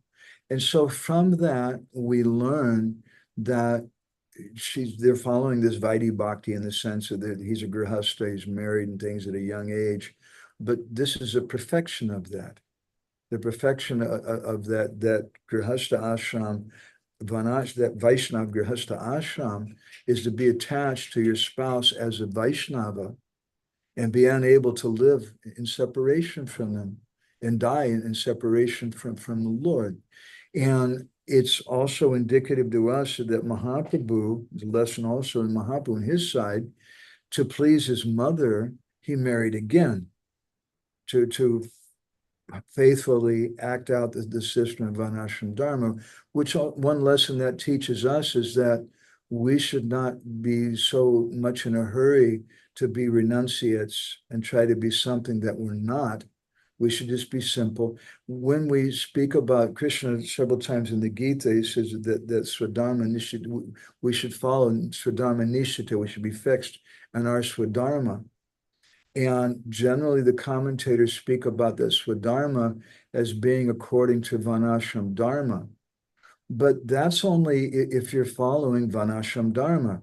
If you're following Jaiva Dharma, the Dharma of the Jiva, the Bhakti Dharma, which is the Dharma of the Jiva, then your Swadharma, your Dharma, your activity is the instructions of Guru. And let me do those. And those may be according to Varnashram, they may not be according to Varnashram, but that's the essence of everything. Is that helpful? I got it. Yeah. And what is the difference between Lakshmi Priya and Vishnu Priya? That's an interesting question. I always think of Vishnu Priya. One difference is that we can see that Lakshmi Priya, she couldn't tolerate that separation. And so she just left her body. Just like Pandu had two wives, Madri and Kunti, and Madri couldn't bear separation from her husband, so she died. Kunti Devi went on living, but Kunti Devi lived for the benefit of her sons, the Pancha-Pandavas. And so similarly, Vishnu Priya, she stayed after Mahaprabhu took sannyas, which is the same as dying. And she did that for the benefit of Sachimata.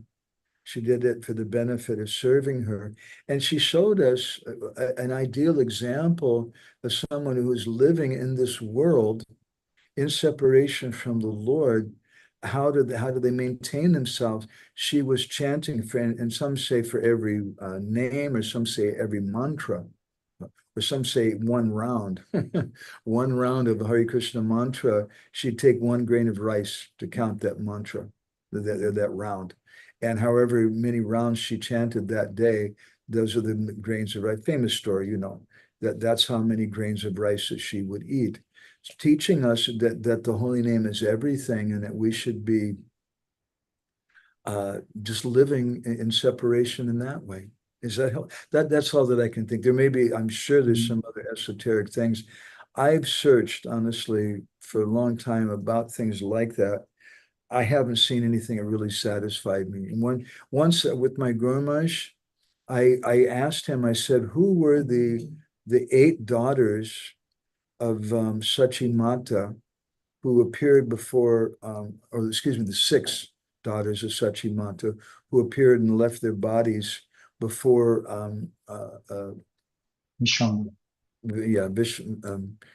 before he was born and before Nimai Pandit was born. And my Guru Maharaj, he said, I don't know. He said, have you heard anything about this? And I told him, I said, well, I was reading one commentary on the Bhagavatam by one of Prabhupada's godbrothers, and he brings the subject up. And he says that these were the 6 of the Astasakis, most intimate gopis. And when they saw that Krishna was coming, not in the mood of a nagar, not in the mood of an enjoyer, but in a renounced kind of way, then they left their bodies. And Guru Maharaj asked me a good question. By asking this question, he taught me something. He said, oh, did he give any pramana for that? And I said, no, Guru Maharaj, that was his own idea. So in a similar way, I've seen a lot of ideas about Lakshmi Priya and Vishnu Priya, but I was trained, where is the pramana? We should look for pramana. Sometimes when we're doing research, I found this AI to be very useful. And I ask it different questions about things. We're working on something about Madhu and Kaitaba. And I had this question, how is it Madhu and Kaitaba are born from the earwax of Lord Vishnu, but they're demons? And the AI gave me some good answers, actually, saying that they're not born from the Lord, they're not expansions of the Lord, but they appear in this material world when the Lord is sleeping, when he's in touch with Maya. And then I said, well, is there any verses about this? And he gave a few verses. One of the verses was from Bhakti Rasamrita Sindhu, Anyabhilasita Shunyam, and it said, this is Bhakti Rasamrita Sindhu 126, which is not true. It's 111. And it quoted some other verse from the Bhagavad and said, this is Bhagavatam 5:25. And I looked it up, and that was not the verse. And I told it, I went back and said, this verse is wrong. This is what's given. And it said, oh, you're right. It said you're very devotional because you're strict with following Shastra, but I could see it's amazing how much it speculates, and we have to be very, very careful. AI is really far out, and it's very useful. We can use everything, should use everything in Christian service, but sadhu sabadhan, be careful. There's no replacement for checking Shastra ourselves. And so many times I've seen giving verses and things which are just wrong. The reference is wrong. The meaning is wrong. It was quoting some verses to me the other day from Parama, which did not exist at all. Not even any of the words, not even one or two of the words appeared in Paramatma-sandarbha. And it's giving this whole thing, nice translation, nice philosophy, looked really good. You got to really, really be careful. You got to really be, it can be useful, but we have to have a brain. There's no replacement for Krishna's devotees. May I have a short other question? Yeah, just quickly. About the first part of the how to associate with different type of persons, including devotees or mixed devotees. So nowadays, I've found that many places they are trying to create society, Vaishnava society. And when you try to create society, definitely you have to take care of the most beginners, what they need, or how they can absorb, how they can join to other persons, not to the elevators. So that means they are not necessarily follow that very nice principle that just have kirtan, have sadhusanga, and that everything will be solved. So how we react in these situations when a community of devotees want to come together and they provide some kind of process, not chanting and dancing together and listening to Krishna Katha? Well, all I can say is sadhu sabadhan. Dear sadhu, be careful. When we speak about community, when we speak about ISKCON, we didn't have any choice. We came in the temple and this is what we got. It was just here, we had the holy name and this, whatever association was there. But now after so many years, we realize, hey, I need community. So that community is my responsibility. That's not something I just go to the temple president and say, you solve this problem for me. The temple president can do that if he's very, very like-minded with you.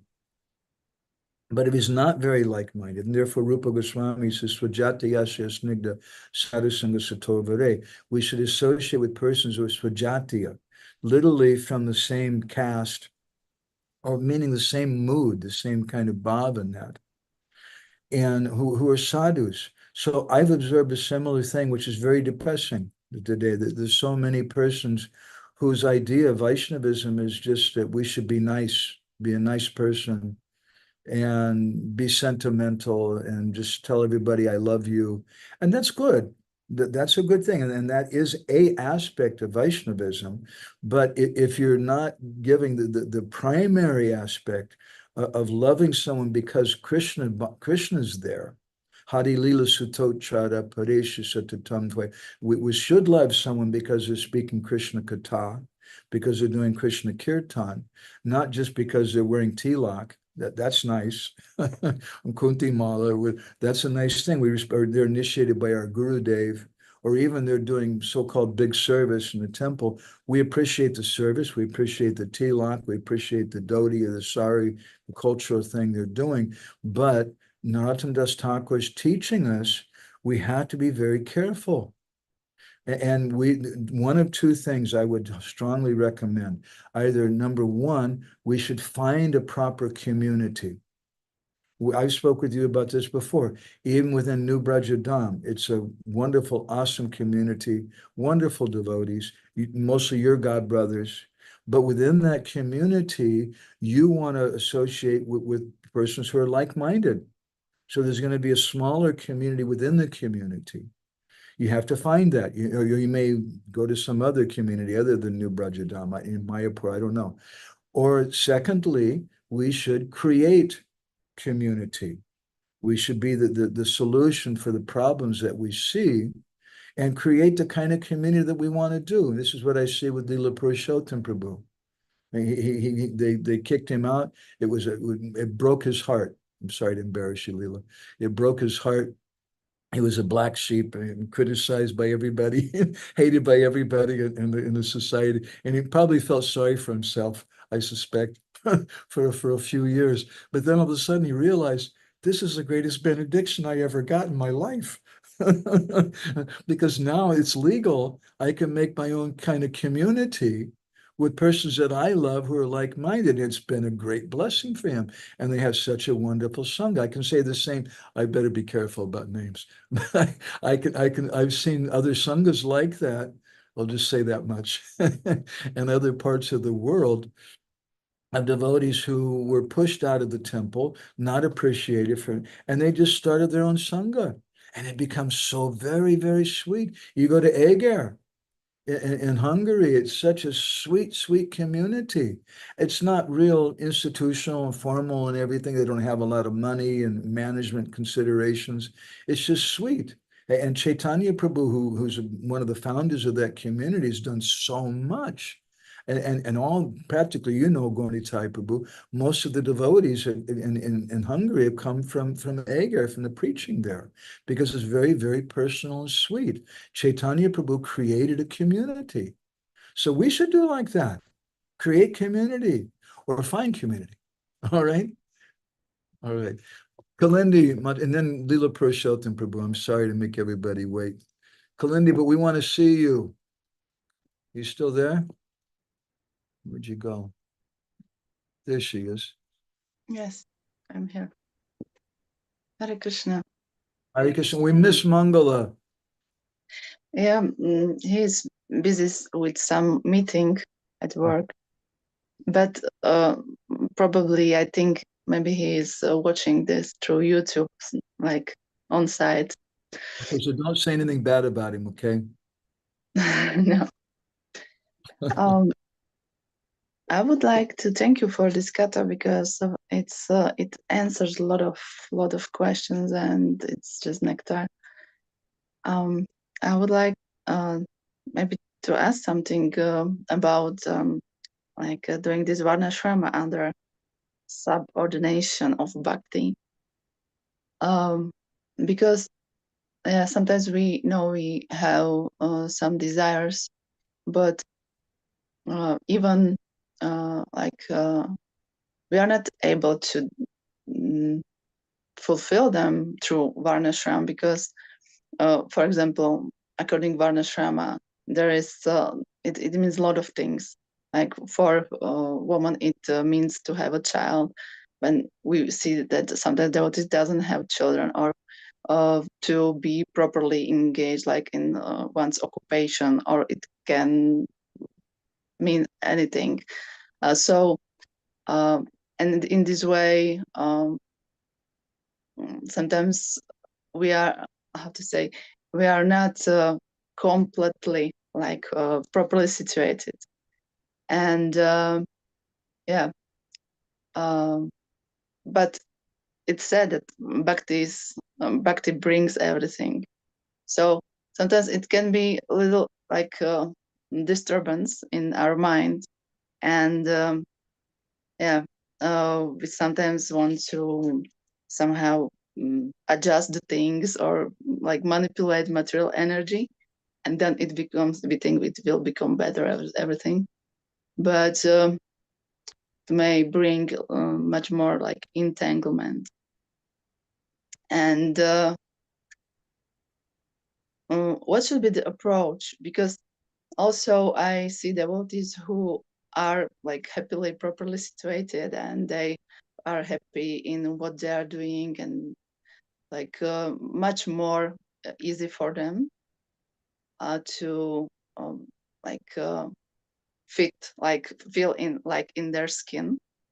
And then it seems like their devotional practice seems to be smoother, and seems to be they feel safe, and they are thankful to Krishna that their needs are fulfilled.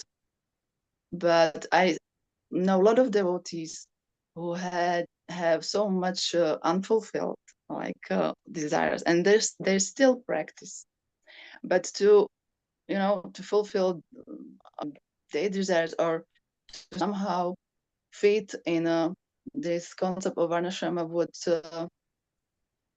take a lot of, sometimes completely change of their lives and a lot of effort, money, or whatever.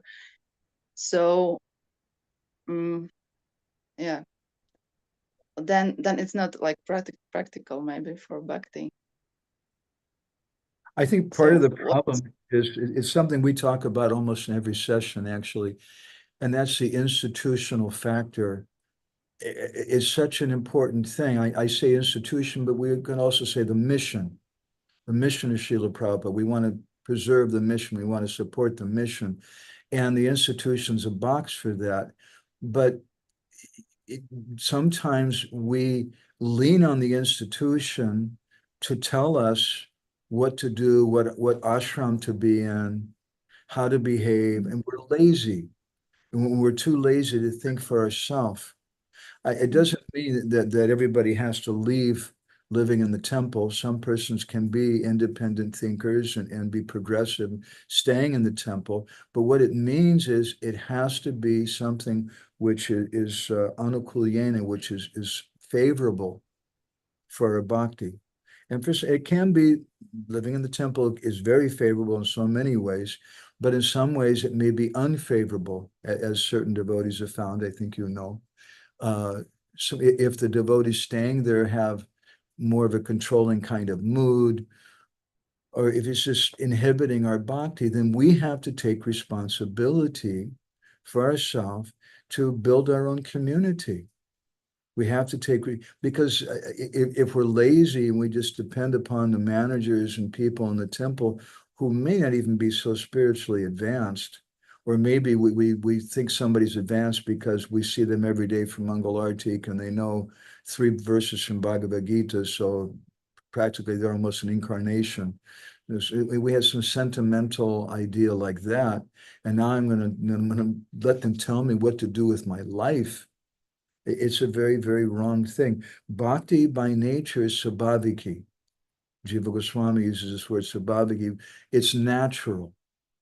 Like when we're living in the institution thing, it's helpful for us to train us, and that's the function of it, and we always want to support that.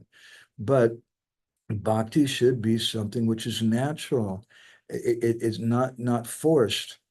So we need to come to that point.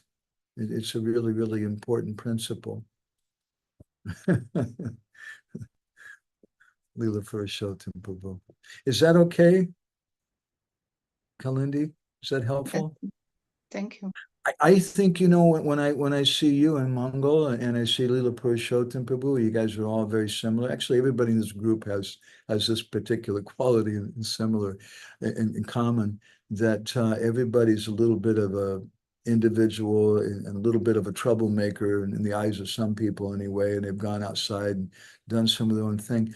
But you're such a beautiful role model for devotees, especially if we can be cooperative and respectful, which we should be, to devotees who are running the temples and the programs and things, but we don't have to be controlled by them if it's not favorable for our bhakti. That's a great example.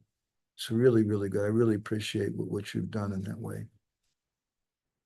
Okay, let me read a couple comments here, and then we'll go to Leela Purushottam, whose arm must be getting tired.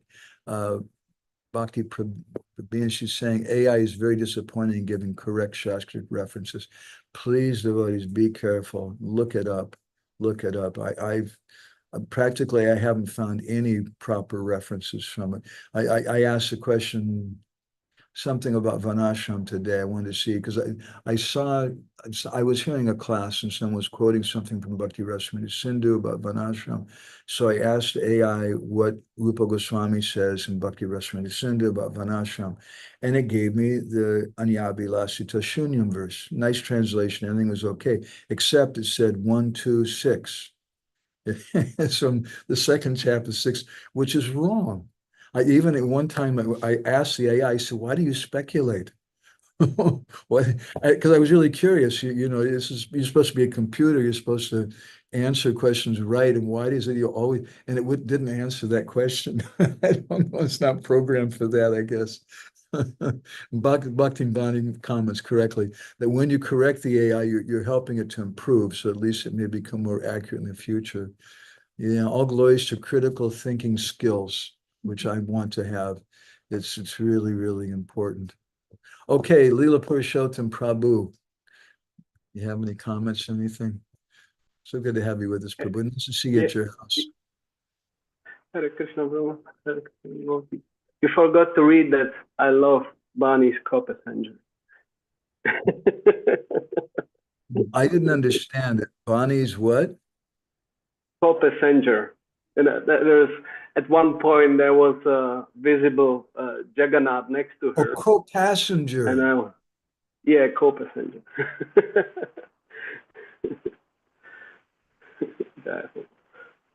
I'll tell you, Bani, you don't mind me, but you don't fit in Varnashram Dharma very well. I hope it was impressed. But we love you. Actually, nobody in this group, I don't think fits in so well. Hare Krishna. Go ahead, Prabhuji. Yeah, first I want to thank you for such an elaboration on your favorite verse from Prema-bhakti-candrika. I remember you sticking it on the walls here in our house, exactly that verse. And actually, I was thinking about it, and it tells a lot to me, like that you pick up such a verse from Prema-bhakti-candrika, which is full of, on the first sight, much like deeper, more esoteric statements, and then one could, you know, fill the wall with all the raga, nugia, you know, stimulations, and you pick up such a verse. So it really, as I say, it tells me a lot about my superficiality. Well, let me comment, explain myself. I'm not a qualified person, but I want to please my Guru Maharaj. And how do I please my Guru Maharaj? He gave me instructions. He said, you should give Harikatha if someone asks, and you should write. But I've learned from him also, it's not enough just to run around and memorize 100,000 verses and speak about really high things and drown everybody with that. But I need to understand who I'm speaking to. We need to create community. And so this verse, to me, I love it so much because it seems so relevant for devotees today. And the second half of it, about the vraja-janera mata, is that's very high raga nuga stuff. But the first part of it is just so practical. Sorry to interject. Go ahead. I was bhakta because I was quite, I felt like it would disqualify the beginner devotees so much if they would be rejected. But then you qualified the statement with explaining that it doesn't mean that we reject the person, but that we don't accept the values on which their bhakti is based. So that qualifies perfectly to understand and apply that statement. And it also teaches us that in our journey, and we're micchā-bhaktas, at least myself for sure. I'm a micchā-bhakta, but in my journey, I want to be very focused and understand the philosophy and not change the philosophy. It's so very, very important. It's like Gaura Nitai Prabhu was saying, it's so difficult to find good community. I mean, not just because of the practices and everybody just comes together, instead of doing kirtan, they just hug each other and say, I love you or something. And then let's get down to prasadam and here's some veggie burgers and whatever, and just have a big feast like that. But much worse, sometimes devotees don't understand the philosophy. I posted something on Facebook recently where Bhaktivinoda Thakur is saying that we should not, we should be detached from different types of persons. And someone was saying, well, how can you be detached? They're doing some evil thing. They're eating meat. They're doing this and that. And I asked him, I said, does the jiva soul eat meat? Why do I hate the jiva soul? I don't hate the jiva soul. And it's a beautiful comment we were just hearing from Srila Prabhupada about we hate the sin and not the sinner, that the jiva souls become mad. But if we hate them, Prabhupada says there's no question of hatred in Krishna consciousness. But some devotees have changed the philosophy. And they're insisting that we have to hate them. We have to hate, the leaders. We have to hate the fallen persons. We have to hate the ones who's cheated. We have to hate this one and that one. We have to hate so many people, somebody who married someone else's wife, and we just have to hate. And that's our whole movement. We're really advanced if we hate people like anything with the International Society of Hatred Consciousness. That sounds scary.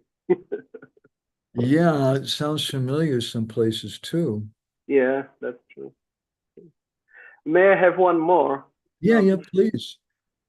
Gornitai Prabhu helped me to take courage, because I was today listening some Gora Katha, and the question came up that I wanted to ask you, and I will use this opportunity.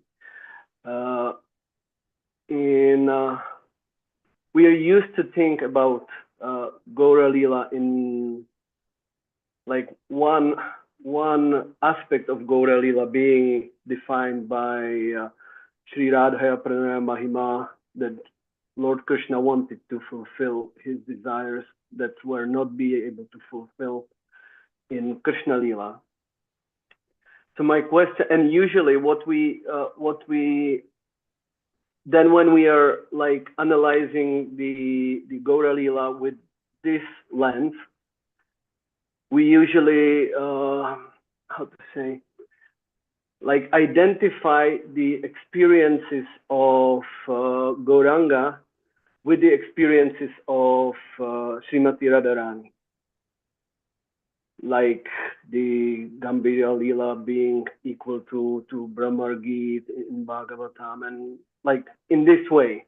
My question is, did Gaura Lila bring something extra which is not present even in Krishna Lila?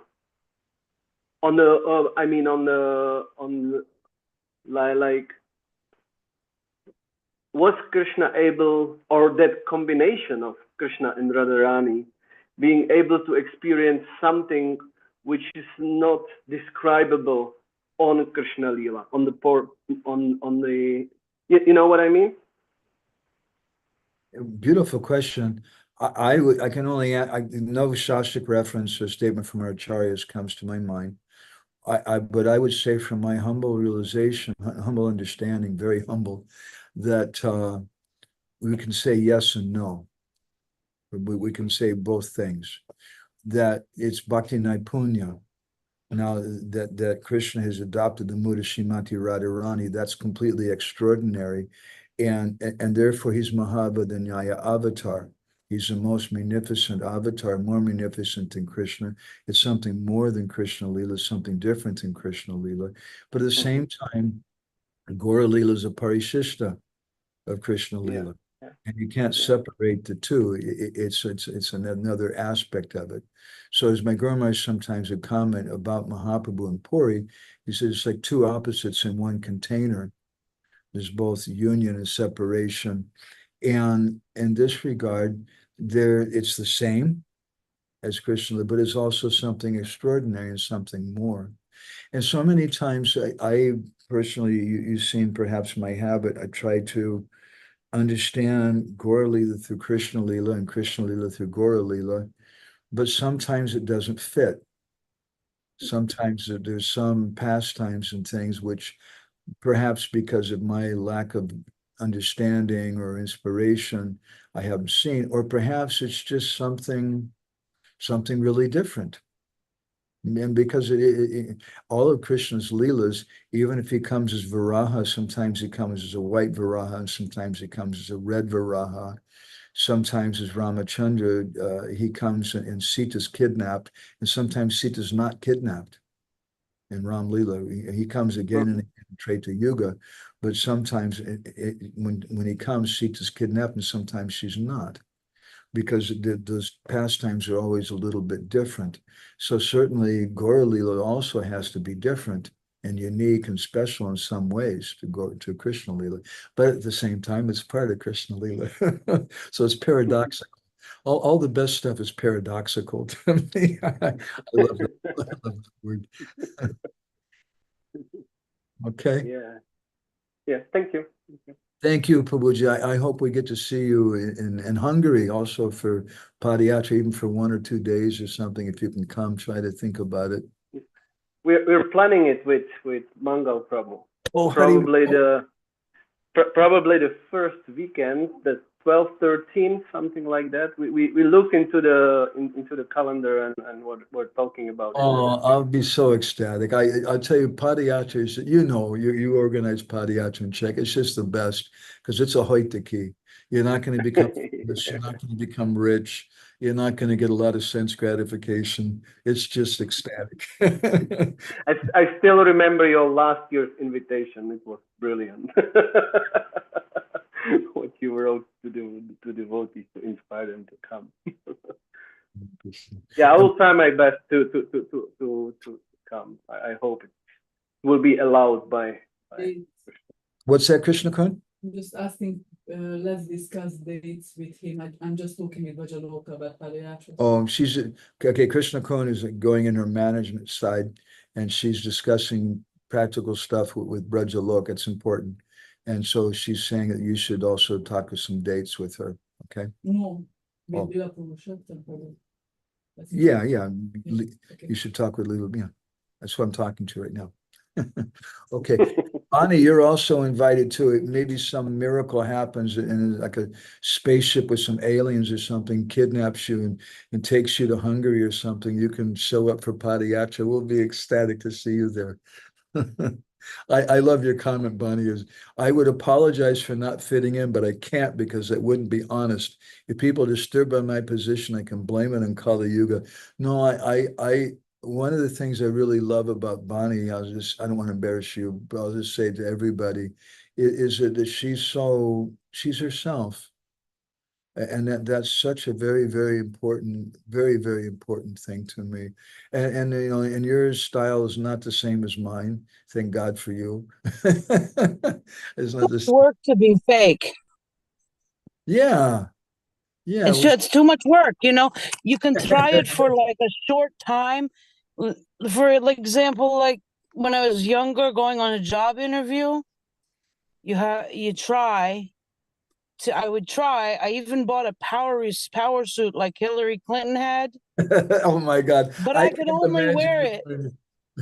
Yeah, I had it. It was beautiful. I got it for 80% off. It was probably hundreds of dollars. But it was horrible, such a horrible thing.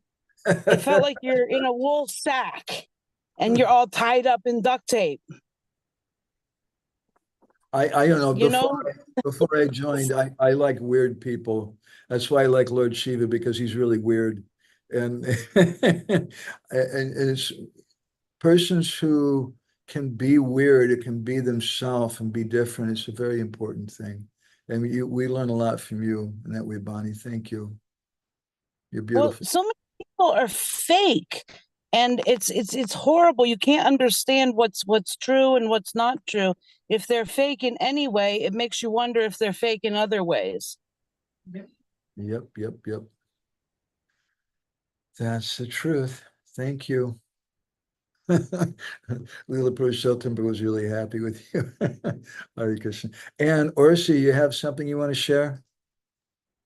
Yes, I was inspired by Leela Purushottam Prabhu's question, and please deny the answer if we are too late, because it's time. But I would like to ask that in the light of the Upadeshamrita, where there is the sequence of the different places and by Rupa Goswami written down, and how the Gambhira Lila relates to this sequence. So, I mean, the mood there, where we can relate in that sequence that, you know. So Krishna in the Bhagavatam, it says, Anvaya Vyatireka Bhyamya Shat Sarvata Sarva. This is one of the Mula verses, that everything in the Bhagavatam should be understood directly and indirectly. So we understand as Gaudiya Vaishnavas that Gambhira Lila is extremely important. Krishnadas Kaviraj Goswami says that's where Mahaprabhu fulfilled his desires. So the fact that Rupa Goswami doesn't mention anything about Puri in his list has to be significant, directly or indirectly. Directly would be if it was mentioned, but it's not mentioned. So what does that mean?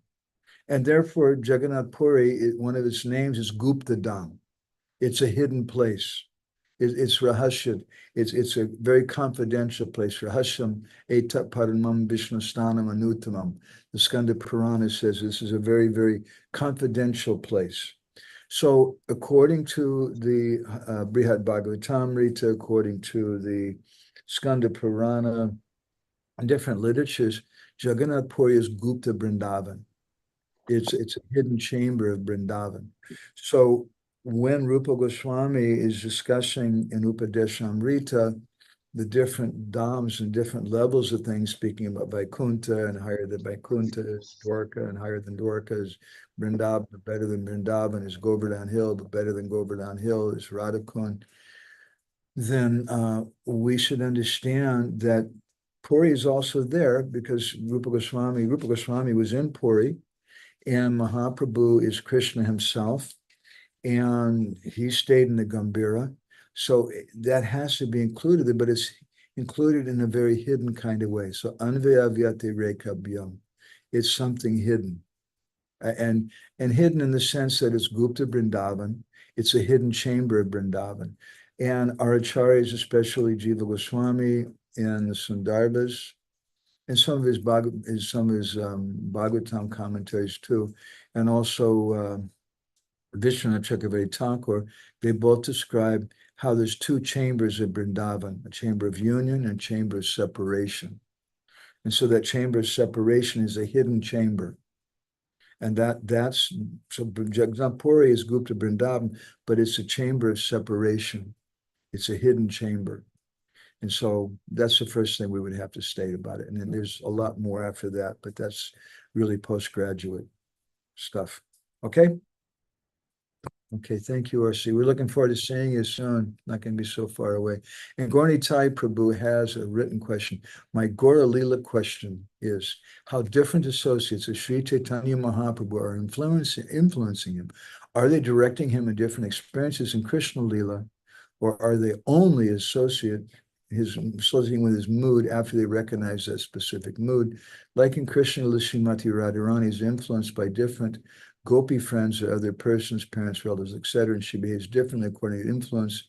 Bhakti is not visible like Pundarbijaniti's case. So thank you, Kalindi. Hare Krishna. Man, I understand. Really late. Thank you so much for taking part. We miss Mangala. Tell me, I felt sorry that he couldn't come today. Next week we'll try to be on Wednesday. So the Lord's associates come with him to fulfill his inner desires. And sometimes those desires are externally expressed, and sometimes they're not. Krishna told the cowherd boys that you go and you beg from the Brahmins, the Yagya Brahmins, and they were refused. And they came back and complained to Krishna. And Krishna said, okay, now you go back to the wives of the Brahmins, but don't tell them that we're hungry. Don't mention Balaram and I. And then they went there, and those ladies were stunned in ecstasy, seeing the boys that they'd come from Krishna. And then the first thing they did was they disobeyed Krishna's instruction. And they said, Krishna and Balaram, they're hungry right now. So they disobeyed that. So it's not, and there's a reason for that. The reason in this case being that those ladies were stunned in ecstasy, and the boys could understand that, look, we've got to bring him back to external consciousness so they can do the service. And this is the best way to bring them back. It's kind of like slapping them in the face, hey, Krishna's hungry. And so they understood Krishna's heart so deeply, they disobeyed the to the letter instruction and followed something else. That's a very, very high thing. It's a very, very rare thing to be able to do. So the associates are like that. Sometimes they come and they just fulfill the Lord's particular desires in that particular Leela. But always Krishna gets pleasure from his devotees. He's Bhakta Bhaktiman. He's a devotee of his devotees. And he reciprocates with him. And when he sees the devotion of Kunti Devi and how she's praying Vipada Santutas Sasvat Tatra Tatra Jagaguru, she's going through unbelievable suffering. And then she's praying to Krishna, please give me more and more suffering. That pierces Krishna's heart. And he reciprocates in a way that he wasn't expecting to. So it's not something just static, but it's something ecstatic. It's not just on a 1 + 1 = 2 level that they're coming to enhance the pastimes in an orthodox kind of way or something, but it's completely unorthodox. They're individuals, and yes, they're coming in a particular mood to help enhance the mood of the Lord. When the Lord comes as Maryada Purushottam, Lord Ramachandra, then they come in that mood of serving and trying to enhance that particular mood. When he comes as the Lord of Vaikuntha, then the associates come in that mood. When he comes in Dwarka, they come in that mood. When he comes in Vrindavan, they come in another mood. So they're always trying to enhance the particular mood of the Lord, but it's not just a formulaic, static kind of thing, limited thing, but it's ecstatic. And those associates, therefore we say, Shri Krishna Chaitanya Prabhu Nityananda Shri Advaita Gadadhar Shiva Sari Gaura Bhakta Brinda. We say Gaura Bhakta Brinda, all glories to all the devotees of the Lord, because it's something ecstatic. And to get into that further, Gaura Leela is going on right now. And the devotees today who are fully dedicating themselves to the mission of Sri Chaitanya Mahaprabhu, our acharyas have said in Madhya Leela, Chaitanya Chaitamrita, and other places, that they've already entered into Gaura Leela. And it's going on right now through them. But it's not just a rigid kind of way, but it's something very ecstatic. It's a great question. Is that helpful, Gaunitai Prabhu? Okay. Bhakti Prabhina says again, what qualifications required for being able to begin to digest more points in that postgraduate hidden chamber of the separation of Vrindavan? Well, everything, our adhikar comes from our sadhana, and our sadhana is done to please our Gurudev and the Vaishnavas, not just Gurudev, but the Vaishnavas also. When they see that we're being serious about our chanting, about our hearing, and we please them, Shushu Śuddha-bhajanete Sya Vasudeva Kataruchi Sham Mahat Sevaya Vipapunya Tirthana Sevana. When we do that Mahat Seva, then we get that kata ruchi, and it's that kata ruchi which gives us some adhikar to begin to digest those things and begin to desire those things and begin to understand those things. And without that, we can't have anything. We just have a very mechanical understanding what the book says. Therefore, that quote from Srila Prabhupada that we just sent out, Prabhupada says, we have to use your intelligence. It's absolutely required. But sometimes in the beginning days, and we commented this on that bindu that you translated, which I'm such a terrible manager, I didn't get around to working with all that, but it was a great translation in German. This is our point, that some people don't want devotees to think. It's illegal to think, and because it's messy. Because we just want everyone to wear the same kind of shoes and march in unison, and it looks really beautiful. And then just forget about your problems, just march in unison and don't think independently. But we have to think independently, both for ourselves and for the sake of this movement. Because when people come, and everybody in this Sangha, when we joined the temple, there was some person, some individual, I'm 100% sure, who inspired us. And if we came to the temple and we just saw a bunch of robots marching in unison with people who are just like zombies, then everybody in this Sangha here, I'm 100% sure about all of you, would have turned around and walked out the door immediately. No way, I don't want anything to do with this. But we were inspired by some individual person. And now we have to pass that on. We have to ourselves become that kind of person who can break the monotony, break the form that some people want to make, where everybody marches in step. Is that okay, Bhakti Prabhina?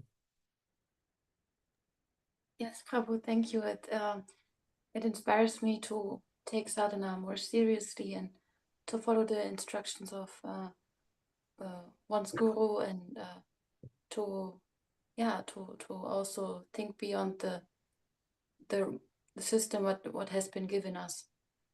It's such a subtle thing. Sometimes we think, oh yeah, it's just, the temple is mechanical and I should just go away from the temple. But that's not so simplistic like that. It's not easy. Ask any devotee who's living outside and trying to do deity worship, trying to have a morning program on their own. It's not easy.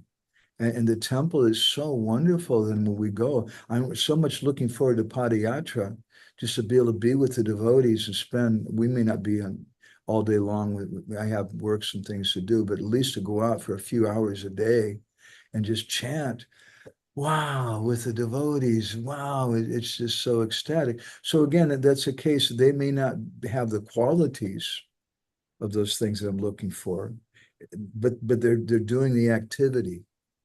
And I want to respect that. I want to take part in that. Okay, let's go ahead and stop here. So I think next week is going to be normal as far as I understand. And we'll see everybody then. So my thanks to everybody. Let me just check real quick here on YouTube if there's anybody wrote any questions. No questions or conversation on YouTube. Okay. So Srila Prabhupada ki jai, Samaveda Bhakta Binda ki jai, Go Premanandi Hari Hari Bo Vancha Kalpatarubhishcha, Kripa Sindhu Bheva Chapatitanam Pavanebhyo, Vaishnavebhyo Namo Namaha.